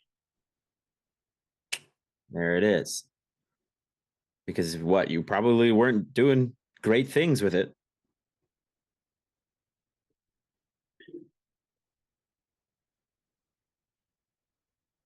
I used to go by the name of Merlin. And I helped people achieve the power that they rightfully deserved. I helped them become the heroes necessary to save the world. And in thanks for that, placed me into an infinite slumber so they could use my power in order to carry out their desires, their wants. Am I the villain? Or am I doom I just desserts? Can I roll like an insight or something, like to see if he's telling the truth? Is that like streetwise? Insight, alertness, or streetwise. It's all kind of the same. It's a 19 on the die, but a 2 on the D4. So 21 total. 21, yeah. He believes that he is telling the truth. He believes that he was wronged. He believes that he was used. He feels that things were taken from him by people he believed to be good that weren't good, and he wants his revenge. He wants his vengeance. He wants to look the person who caused it in the face and essentially ask them why, force them to atone for what they did to him. I have a question for you. Are you going to continue to cause destruction and harm and try to kill me and my friends until you get this power back? If that's what it takes. I might even keep this young man. He might stay my host. What would you do if you got your power back? Reclaim the power that I gave to all of you. And then what? Ensure that those with similar power don't get the opportunity to do to one of their allies what was done to me. If death is what it is, then death it will be. I'll make you a deal. What's that? If I can get you Flamel, you leave my friends alone. You leave the city alone. You fuck off to another planet, another reality. I don't care. I can get you what you want, but then you leave the rest of them be. You can have them, have your revenge, but the city and these people who we were just students like 2 weeks ago, worried about tests and whatever, and now we got to worry about fighting you and stopping you. That's not fair to us and putting our lives at risk. So you take your grudge match elsewhere. If I can get it to you. I like the way you think. I'm just looking out for my friends. If you can uphold your end, then I'll uphold mine. You watch as Nikos's hand moving forward towards you. It almost withers, reaching out until there is nothing but a decrepit pale, flesh barely holding to bone hand grasps your own. And in that brief moment, you see the face of the chimera ahead of you, the lion, the griffin, the snake, the goat, all formed into this monstrous amalgamation, staring down at you. It shakes your hand, and you feel that gold energy wrap around their form, and they teleport away. Ah, shit. And I will actually go home to check on my dad and go to then go over. You go home there. You were able to get all of those small bits of like surveillance equipment out of there. When you get home, your dad is already asleep. Okay. There's like cheeseburger tater tot casserole that was like set on the oven. There's still like foil over the top of it. It says thought you were studying, didn't want to bug you, like written on a little piece of paper next to it. Take a plate and I will walk for a bit till I finish it, and then I'll teleport. Okay. Then we will jump over to the other four. So, I'm assuming we're at the house. You are at my apartment. I was expecting is- pink wallpaper. So what you see is like the largest, most expensive loft you may have ever seen a college student ever have in their life. Like one entire wall is just like large panes of glass, windows facing out into the street. There are lots of like posters of European cities all across like some of the other walls. And like between them you can see like stuck like torn notebook pages of what looks like handwriting in pencil in some of those portions of the walls. Everything in this place looks either very expensive or very cheap. And you can tell what's expensive by this seems like something that someone got for me and not something that I got for myself. And like you can see a lot of photos of me and my mom, but no photos of just me by myself in things. And I head to the kitchen. I head to the kitchen counter and I start pouring everyone drinks. So who wants to start on the healing train first? Because we've been through a lot. Sit, and between looking at everybody, I'm just going to look at Frankie.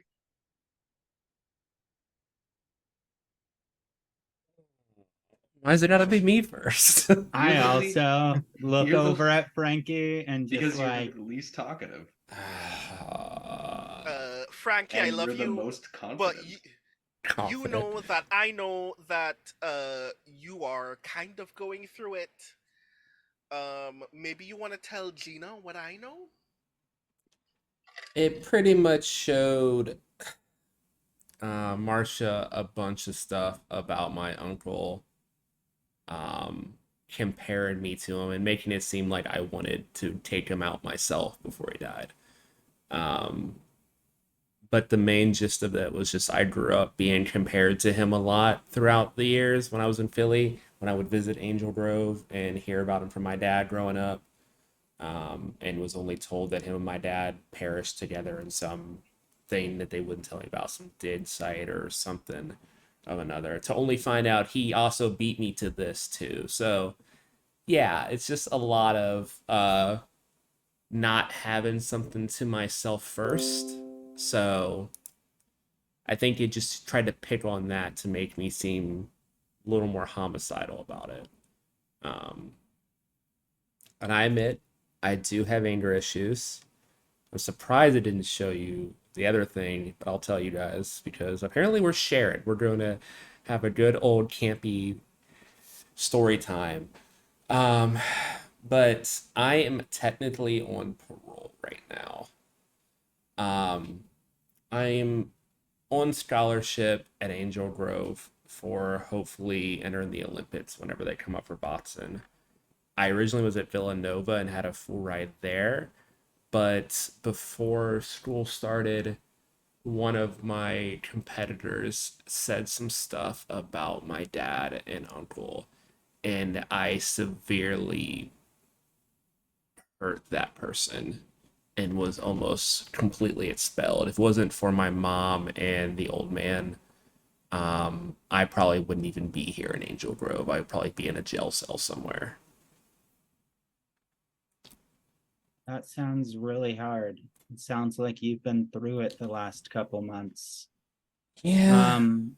Gina reaches out and like touches your arm up on the shoulder and is up by the shoulder and just like looks you into the eye. And she says, just because other people have done something, that doesn't lessen the contributions that you're making. You're here because you deserve to be. It has nothing to do with your family, okay? I'm sorry for the comment I made before, and you're just as important to this team as anyone else. And she's gonna go in for a hug just to like try to give you some comfort if you allow it. They allow it. They just, it's very awkward. Their arms are just down at their sides. They're not expecting the hug. And they just sigh and like just like, I mean, I'm pretty sure Frankie's substantially taller than Gina. Frankie's like 6'2". Yeah, I think Gina's like 5'8". Yeah, Frankie just reaches a hand around your back and pats you on the back. It's like, thanks. Hey. Dior, you see rest protocol activating and then a countdown of 30 seconds. Yeah, that's about right. He's just going to like lean back against the wall. Of course, I technically have alarm clocks and shutdown protocols. Wait, you don't get to control when you're going to sleep? Not always. And if I've been awake for a long amount of time, How much time you got? 3, 2. I just move over to catch him as he 1. shuts off. Doesn't fall over, but the head just kind of lulls down. That's creepy. I'm gonna put him in like a fireman's carry. Can I put him somewhere so he's just not standing there passed out? There is heft to Dior when you go to lift him. This is like a roll. This is like picking up like 2 or 3 of the like body bags at the gym. So it's comparable to what I have to do, but I have to put a little more oomph into it. I am not just slack. I am essentially a steel beam. Yeah, I fully put you in like an attitude adjustment F5 or F5 fireman's carry. Yeah, and just where can I dump him? He's kind of heavy. Probably all the metal parts in here, but I'd imagine, and I point to a guest room. Yeah, I'll take him to a guest room and toss him onto the bed and put a blanket over him, and then come back out to the kitchen. Plug a USB port into my neck. He's in a seated I plug a phone charger into USB-C him. or USB? Dior stood up and walked over by a wall so that they would be like upright and then could be laid down if needed. Articulating the legs from a seated position would have been a fight, and Frankie definitely would have had to make a bunch of rolls for that. But unfortunately, we do have to send our wonderful Javante off to go do some adulting. If you want to do some quick plugs for us for anything you got coming up real quick. Yeah, absolutely. My name's Javante. You can catch me on my Twitter over at Javante, JAG, as in Victor, AUNTE. I am curating my TikTok, so I will eventually let you all know what my TikTok is while that still exists. Um, Stuff I can do. You'll catch me on Wednesdays here, where I am DMing a 5e adventure of Dante's Inferno. And if you're interested in pro wrestling and want to have something that involves professional wrestling with any myriad of characters, I am running an entire wrestling show off of my Twitter feed using a lot of my friends. Pluto has 2 characters in there already, which is awesome. So if you want to sign up and make a character, it's pinned over in my Twitter. Other than that, I'll see you all next time. Okay, awesome. Bye, I'm gonna buddy. take us to like a Later. 2-second tech break to fix camera frames real quick. So we'll be back, guys. I will see y'all later.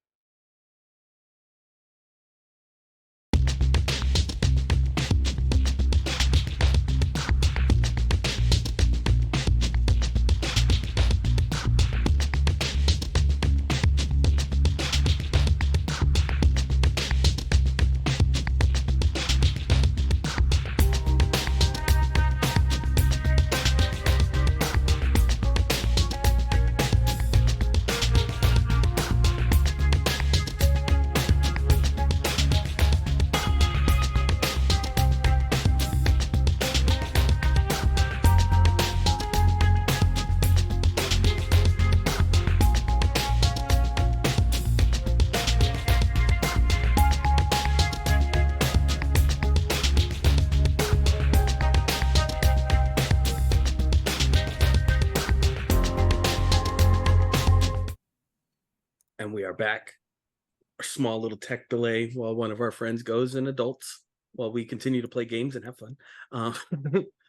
But it is at this time during the laying to rest mode of Dior that Peter appears just inside of Marcia's apartment with an empty plate and a fork in his hand. Dad left casserole. I should have brought more. Sorry. That would have been nice. I but can go back. order- It'll take me 2 seconds. I mean, yeah. Comes back. I have a plate waiting. I like hurry up and be like, "Where's plates? Plates! Grab one, get it ready." I teleport home, grab the casserole, teleport back. Now I gotta know. I know this, but I want to see if Peter says it. Is Peter selfish? With the food? Yes. No. No. No, Okay. no. So he only took one of the corner pieces. Yes. He didn't cut chunks out of. No, each of I'm the not a corner monster. pieces. I may have made a deal with one, but I'm not a monster. As he comes back, that same message is written on the top of the foil as he appears with a glass casserole pan with this cheeseburger tater tot casserole. Sounds so good right now. Oh, Yeah, Frankie takes Yeah. like 3 pieces. Immediately, just scoops them Gina out, and then while takes a while piece. Frankie's eating, does a Cliff Notes version of what he just told the other two to Alice. Just get like very high level, like Uncle's a ranger, obviously. Also compared me all my life. I'm on parole for beating the shit out of someone for talking shit about him. That's my deal. You're caught up. all right. And Dior doesn't get to choose when he goes to bed. His body chooses for him. Oh yeah, Yeah. Dior passed out. I threw him in a guest, but apparently he was shut down after. He's a programmed bedtime. Yeah. So yeah. I mean, all of us aren't that old, but like we kind of should be on Dior's wavelength if we're gonna get. to Yeah, we're college. gonna really need to know that for parties and such. We're gonna need to like rotate who has to make sure they get back in time. Yeah. Yeah. Anyway, Peter, pick your Mm. poison. Of drink? Yeah. I'll take a beer if you got it. I opened the fridge. All of the beers in the fridge are escalating levels of expensive. Oh, damn. Okay. I'll just pick a golden ale of some sort and grab that. Frankie grabs the most expensive beer in the fridge. Frankie does not have a lot of money. They get Natty Light and the cheap shit from the gas station usually. Please feel free Honestly. to get rid of all of that. No worries. I tend to think that I'm gonna get somewhere, get to a new place and make friends, and then I'm gonna need to impress them, and then I realize I don't like people. That's so, fair. That's fair. Frankie says as they Anytime crush the you all first wanna one hang and out. grab 2 other cans, they go sit at the table. Take People care are of really yourself hard. now. People had a make it long really night, hard okay? to like them. Right? Especially, like, high school is not good to anybody, but it's especially not good to anybody who has new shoes. Mm-hmm. That's And fair. when everything else is new, it becomes worse. So, it's been very hard for me to be in places and trust people, notwithstanding the times that cartel leaders try to, like, steal my mom's private plane. So, this is the most time that I've spent with another person consecutively in quite some time. So if any of you all turn out to be evil, I'm not gonna handle it very well. Hence the Nikos thing. Yeah. Yeah. I understand where you're coming from with that, and honestly, those feelings are incredibly valid. With the shit that you've told us you've been through, that sounds honestly reasonable. In an unreasonable world, sometimes reason is unreason. You all get a notification on your phones from your school emails. It says that you each have been disenrolled from a different class, each one of you from whichever course of study that you're in, and are now enrolled in a mythology and occult theoryism course. That was my Drake 101 class. That God was- damn it. That was my slacking class. It was history of vampires. Damn it. I mean, all my classes. I'm a pop culture major. I'm just here for the scholarship. I show you my was class schedule, really- and it's a bunch of different Canadian actors and like theory on them. I was really hoping to learn how to cook. They took me out of my home econ class. I'm assuming this is Flamel or the Is the professor's doing. Professor Cranston on the No. new class? It is not. The professor is labeled Morgana Yamaya. Oh, god damn it, Alec. I had to do I nothing. just raise my hand and go. It's already weird enough that we got a school email at 11 o'clock in the night, but I'm sure everybody else saw the professor's name. So I guess we just go to that class with baseball bats? Do we know in game that professor is bad? No, but that Okay. last name Yamaya is the name of the Dread Hollow General. That- Isn't this the person I just punched in the face the other night? No, That can't it's be gotta coincidence. be a coincidence. It's gotta be a coincidence. There's no way our I school get would in a hire fight with someone a evil. teacher, I will probably You're going to violate prison. my parole. Yeah. Yeah. Right. So on the one hand, having lived in several countries where Orisha is a regular practice, I can tell you, Yamaya is not someone's last name. On the other hand, I'm pretty sure we don't want to be in an X-Men Evolution situation where we get in fights on a regular basis with a member of faculty. So I guess we need to confirm Ooh. this first. Yeah, Oh, no, she's it not. was a She's not as hot as Forcible Mystique, though. change. It was a forcible change to all of your schedules. I Yeah, guess this we is could go to weird. office hours and just be like, hello, and just kind of feel it out. Because maybe it is a coincidence, but it being forcibly made at 11 p.m. at night to all of us. Probably Directly not. after our big fight. Yeah, it's a little bit Yeah. of a coincidence. If it is her, I definitely don't want to sign anything in her class just in case there's like some magic attached to it. I can say that right now. So figuring this out before we go to class is definitely the right call. Hmm. Yeah. Maybe we should show Just once, the I would like professor in the Pluto to give morning. us 3 days advance notice of these things. Like, give us a day to sleep. Just Yeah. all of this doesn't need to happen all the time. I mean, we have those weird magic clones thrown in class for us, but I still feel exhausted. We've not had a time to stop at all. Yeah.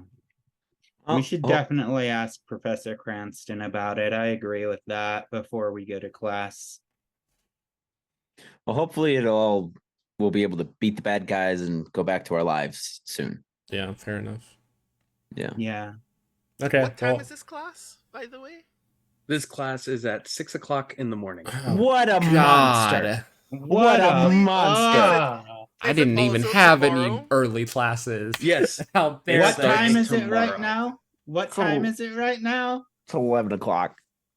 Oh my god. We got like 4 I hours take- of sleep if we're asleep I right take now. the Long Island iced tea that I just poured for myself, pour it down the drain, leave the glass in the sink, take a bottle of water out of the fridge and just chug it.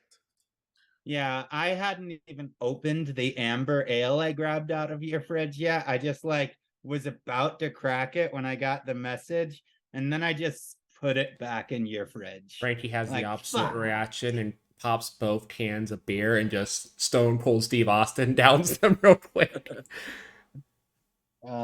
Okay, I'm gonna go to sleep, and I think we will probably have to share more later. You at least know my of trauma and Gina's trauma for now, and apparently Marcia's involved with the cartel, or at least their mom is in some way.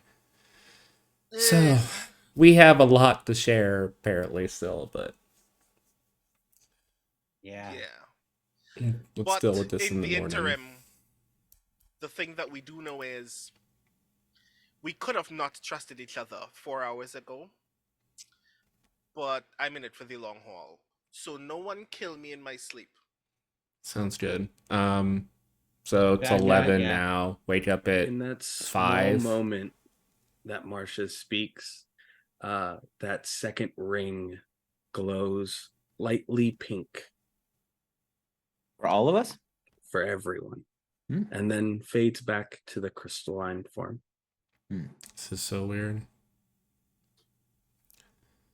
Yeah, I guess we're going to bed. Yeah. Yeah. Wake up an You all hour find before this yourselves- class and see the professor, and then head in and see what the hell this is. You all find yourselves either back home or resting here at Marcia's before the There are enough next beds morning. here for everyone to sleep here if you want it. Frankie just grabs the couch. It's closer. Just jumps on the couch and passes out. I'm like, I'm gonna take this pan home before my dad notices. It's his favorite pan. I will see y'all at 6 a.m. Time. See you then. And You I all think find yourself resting, yeah. going to bed, returning prized glassware, and get up the next morning unnecessarily early. Are you going to Professor Cranston first, or are you just going to the class? Frankie will force Yeah, themselves to get up even earlier at 4, get their morning workout in, and then pop over to the Arcanium. Okay. Yeah, I think we're meeting with Cranston first. Yeah. When you guys appear at the Arcanium Plexus, you see that Professor Cranston, there's like dark circles around his eyes, almost bloodshot, like poring over books. He has brought like a personal laptop, which is weird against all of this like ancient tomes and texts and things of that nature, but has a laptop down there that he is like plugging information into or pulling information from. But you can see that he has not gone to sleep at all since you guys I left. pull one of the water bottles out of my duffel bag, put some pre-workout in it, and shake it up and just slide it in front of him. We need to talk, old man. Some stuff happened last night after we left. Yeah. What it slides the water, like cracks the seal and like downs the whole thing at once. Yeah, this is like the Mr. Hyde type shit. It's like 400 milligrams of caffeine in it.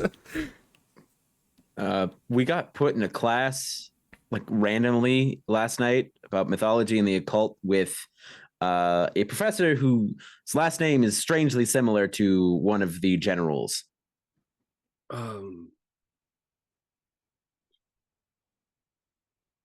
I would just go, honestly. At least you'll have eyes on them, and if they're there, they obviously can't be causing any damage or harm to other people. Is there Think about the possibility if you don't go to the class, what they could do to the other students. We know that they were experimenting on him last night, trying to draw energy. Do you think she's there to try to find who this Blue Ranger kid is? Possibly. I mean, it wasn't not all of the students of Cal State Angel Grove were at the juice bar and arcade last night. Yeah, They could be. It's just our orientation people, right? Yeah. So there's a chance that they could try that out. They could be trying to keep an eye on you guys, but I mean, keep your friends close, keep your enemies closer, kind of thing. I hear At least you. while you're Question. there. I have a worry really quick. if we go to this class and this Professor Yamaya is actually Yamaya, do we have to worry about like anything in the class, like if we're signing our paperwork, our homework, our exams, that it could backfire on us into some sort of spell effect?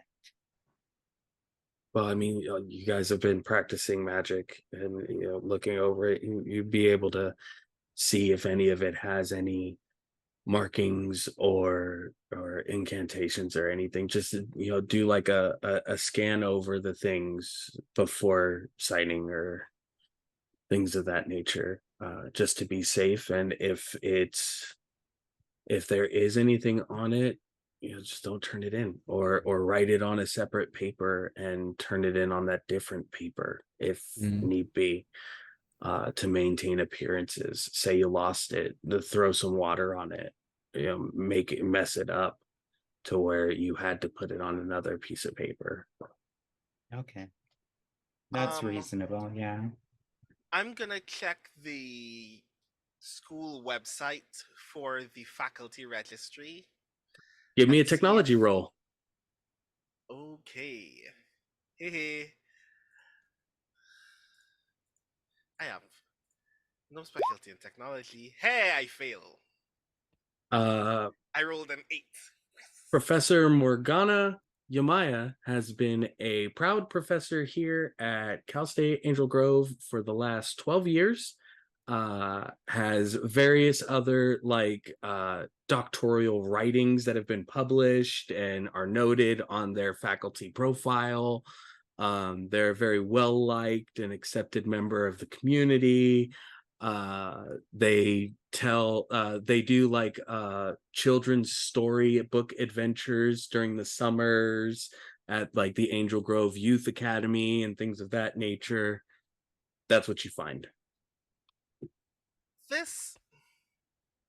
No adult has this much time, and I show my phone to Professor Cranston and go, have you seen this professor on campus before? I just want to make sure that this person isn't being possessed or duplicated or any shenanigans like that first. He blinks several times and lets out like a big yawn. He goes, I couldn't any of the theology philosophy courses is like the far other end, where I'm over in the robotics and advanced algorithmic portions of the school. I couldn't tell you 100% if they actually have been here or if that is Yamaya, the general. I'm sorry. Hey, Marcia, can I see that for a second? Yeah, go ahead. Professor? Right. Can I try to make a tech roll on this just to see if I can't dig a little deeper into it? Sure, go ahead. What were you saying, Peter? Professor, if you don't mind me saying so, go to bed. You're not going to be able to find out any information in the condition that you're in now, and you're not going to be any good to us. Get some sleep. I just need maybe another hour, and then I'm gonna call it. Prof? Did you find anything? There's you can see there is a drain to him. Looking over the things that he has open in front of him, none of the books in front of him are from within the Arcanium plexus at all. They are all detailed star maps, astrological video findings and footages and photographs from satellites, things of that nature. Looking at his laptop that he has in front of him, this laptop does not exist to the everyday world. This is some homemade, put together, advanced piece of technology. And he has several satellite footages that show a beam of blue light traveling through the stars at different date stamps over the course of the last 5 months, that have traveled from somewhere near Sirius Aqua all the way to Earth. Prof? Gina, what did you get on your roll? I actually, how many more story points do we have for the day? One. Mm, Do you think we're gonna need another more important role? About to in walk into the last lion's couple den. minutes? Maybe. That's a I mean, good go for point. it. I go for it. Actually, I think I still have a story point from my character that I haven't spent yet. Can I use my personal story point? That's your personal power. That's not the story points. The story points is a team collected pool. Oh, okay, my bad. Then I'm just gonna hand the phone back. Yeah, it looks legit. I don't know what to say. Yeah, I only rolled an 8. All the same information. Yeah. I just need to Fair see enough. where whoever came here landed, and then I'm gonna call it. Prof, we understand that this is important, but because we trust you, if there's anything that you can ask us to do to help you get this done so you can sleep and be in a good condition to be there when we find them, feel free to ask so you don't need to kill yourself over this. I just have to plug in the last of the algorithmic equation based on the trajectory of travel and the speed, using Morphing Grid technology to know roundabout where they would land. And you could see it's like written down on paper in front of him, and the text box, like the command prompt box, is right there, and he just has to take that and then plug it into there, and then it'll start routing that while he's resting. Can I just pull out my brain and cast a spell to do it? Just be like, throw the text onto the screen from the paper. Yeah, give me a spellcrafting roll. Okay, cool. What are our dice for that again? D6 skill. Okay. Can I assist them in that? Sure. Get an upshift of 1. Okay.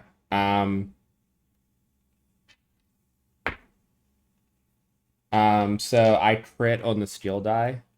Mm-hmm. So it's an 18 with a crit. The green morphing grid energy leaves the ring on your hand, and you watch the writing on the paper kind of like stand up, move over the keyboard, and like press itself down for each thing that was written on the equation. And once the keystroke is pressed, it disappears from there and reappears back on the paper, and the full equation is written out. So all that has to be done now is hit enter. And I'll reach over and just hit enter. There. As you Done. do so, his head just immediately and passes out. There's somewhere we can set him down in here nearby. Is there like a couch or lounge or something? Philo flies in from the power chamber hallway, and like pecks at the chair he was sitting at, and you watch the chair like transfigure into one of those like lounge benches for him to be like resting on. I'll set him down, and then can I like ride the crit of that spell and just conjure a blanket over top of him? Yeah. Okay, perfect. I'll do that. I'll be like, okay, he's done. That's done. I'm picking up this magic shit. I like this, but we gotta go deal with this crazy witch lady. Yeah, but we should keep Agree. an eye on Professor Cranston's work, so if that ever becomes a thing, we are ready to help. Yeah, for sure. I'm gonna head back to the dojo and leave from there to keep up appearances. So I'll see you guys soon. Sounds good. And I teleport out. I'm gonna pull out my phone and send Professor Cranston a text just so he gets it when he wakes up, saying like, if you ever have to do hard work like that again, that you're gonna have to spend a lot of time on, don't be afraid to ask for assistance. I'm starting to get the hang of this morphing grid energy. And then I am just going to I'm gonna go ahead and use the teleportation to teleport into my private dorm room that the other student never showed up. Yep. And just leave from there to go to class. Alrighty. As all of you acquiesce to your different locations and then reconverge to the class. As you enter in, Dior is not in this class. You see the roster set up on the door that leads into there, and Dior's name is not on there at all. But the four of yours are. Is there anybody else in the class besides us four? Yes. Okay. One very particular name for all of you, Nikos, is in this class as well. There are a handful of upperclassmen, lowerclassmen, postgrads that are also in this class as well. And you can see like what their course of study is, how many years they've been in, been studying, listed next to their names as like in ascending order. As you guys enter into the classroom, you see a woman standing in front of a very old chalkboard. There is no computers in this room.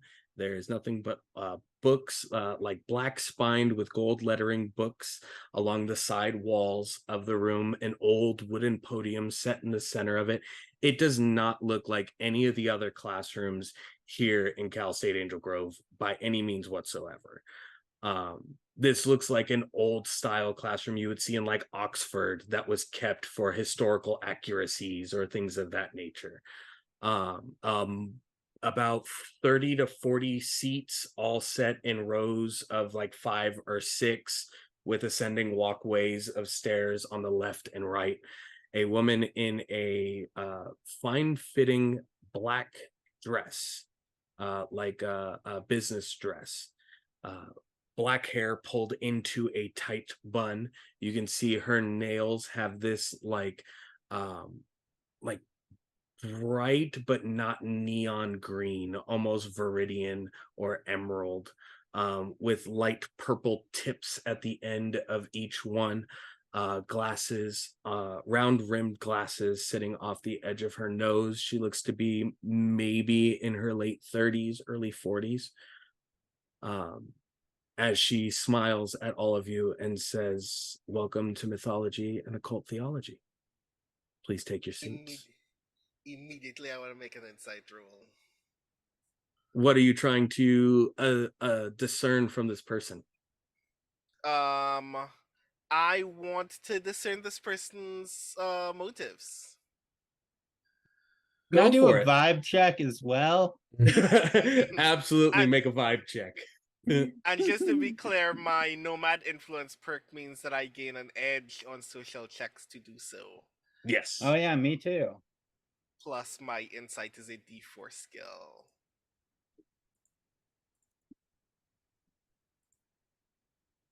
13. 13 seems genuine, seems like a professor of some kind that is going to instruct this class. You don't get any like malicious intent from her. It seems very early in the morning. They seem very prepared and ready for the day. I'll take a seat then. Critical success 18. Nice. Yeah. She is staring with purpose at Peter. What? Like the information that was presented that everyone took onto themselves as like a directive or something was genuinely directed at Peter. I lean towards Peter and I say, "Yep." Great. I just sigh and I move up to sit as far back as possible in class. This is going to be a fun semester. As the rest of the students make their way into the classroom, she tells everyone that any of the books needed for the class are within the class. They are not needed to be purchased or in necessity required for the class, but it will help the things that you will be studying and looking over to use the books here within. They are all first edition copies brought over from Oxford that she purchased herself for the course. As she gestures towards them for everyone to gather one, she says, "We are going to start with Arthurian legends and their interactions with other mythologies." God damn it. I'll grab a book. Yeah, me too. I'm just gonna sit next to one of them and look at their copy. I'm not getting up. I mean, but like, yo, she's not making us buy these really expensive books that we never use. I'm just saying, like, it's got to be a point in her favor. Yeah, no, she seems like a good teacher. You act I like don't Frankie's know. bought any of those books. Talk about Alec spending all that money on those damn books never used. Yeah, Anyways, I remember the chest of renting and sending back books. That's bleh.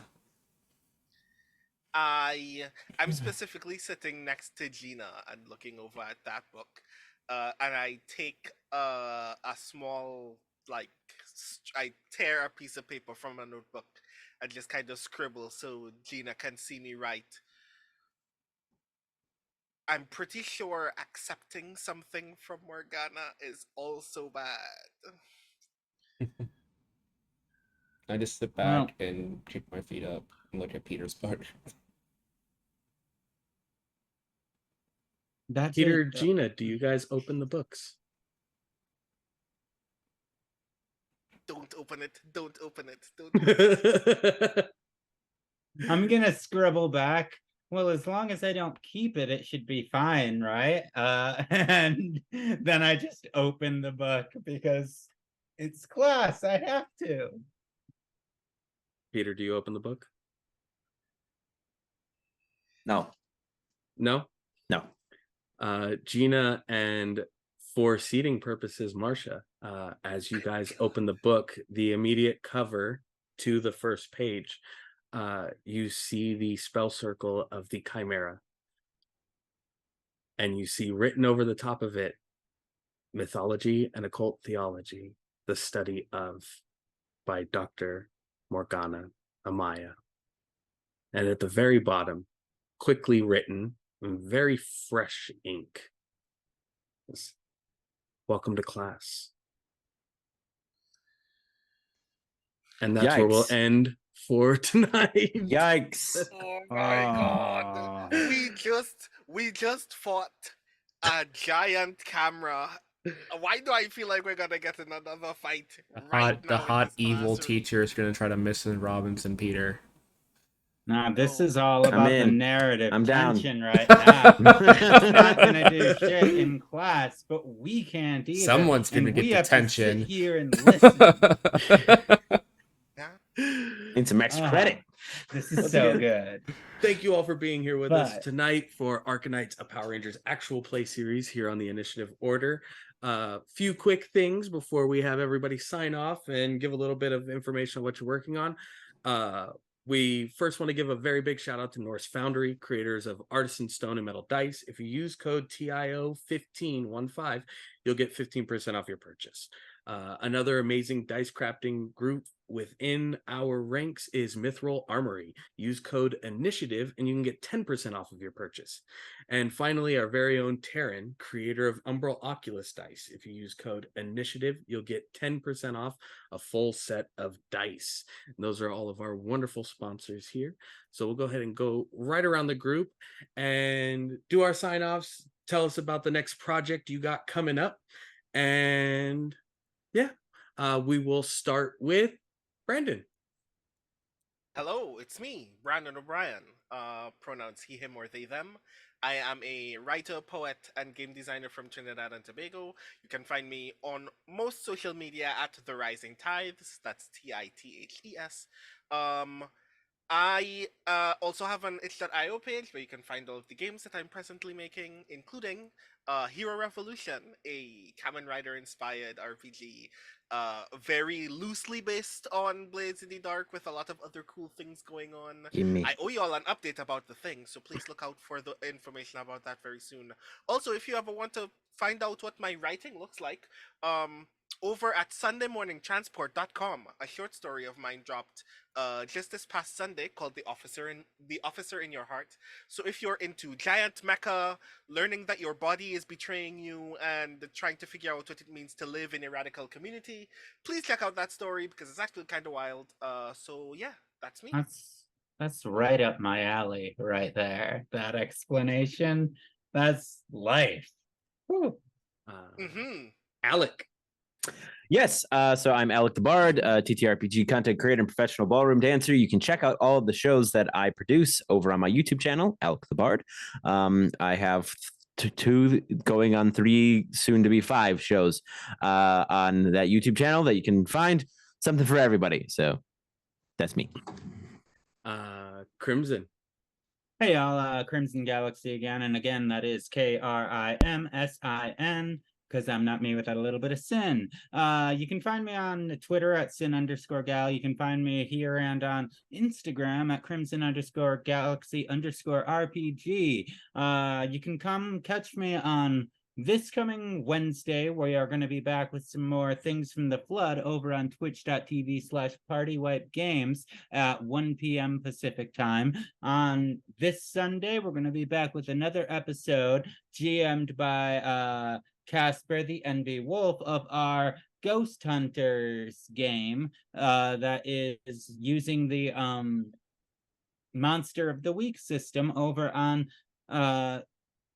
Cybernation Uncensored at 1 p.m.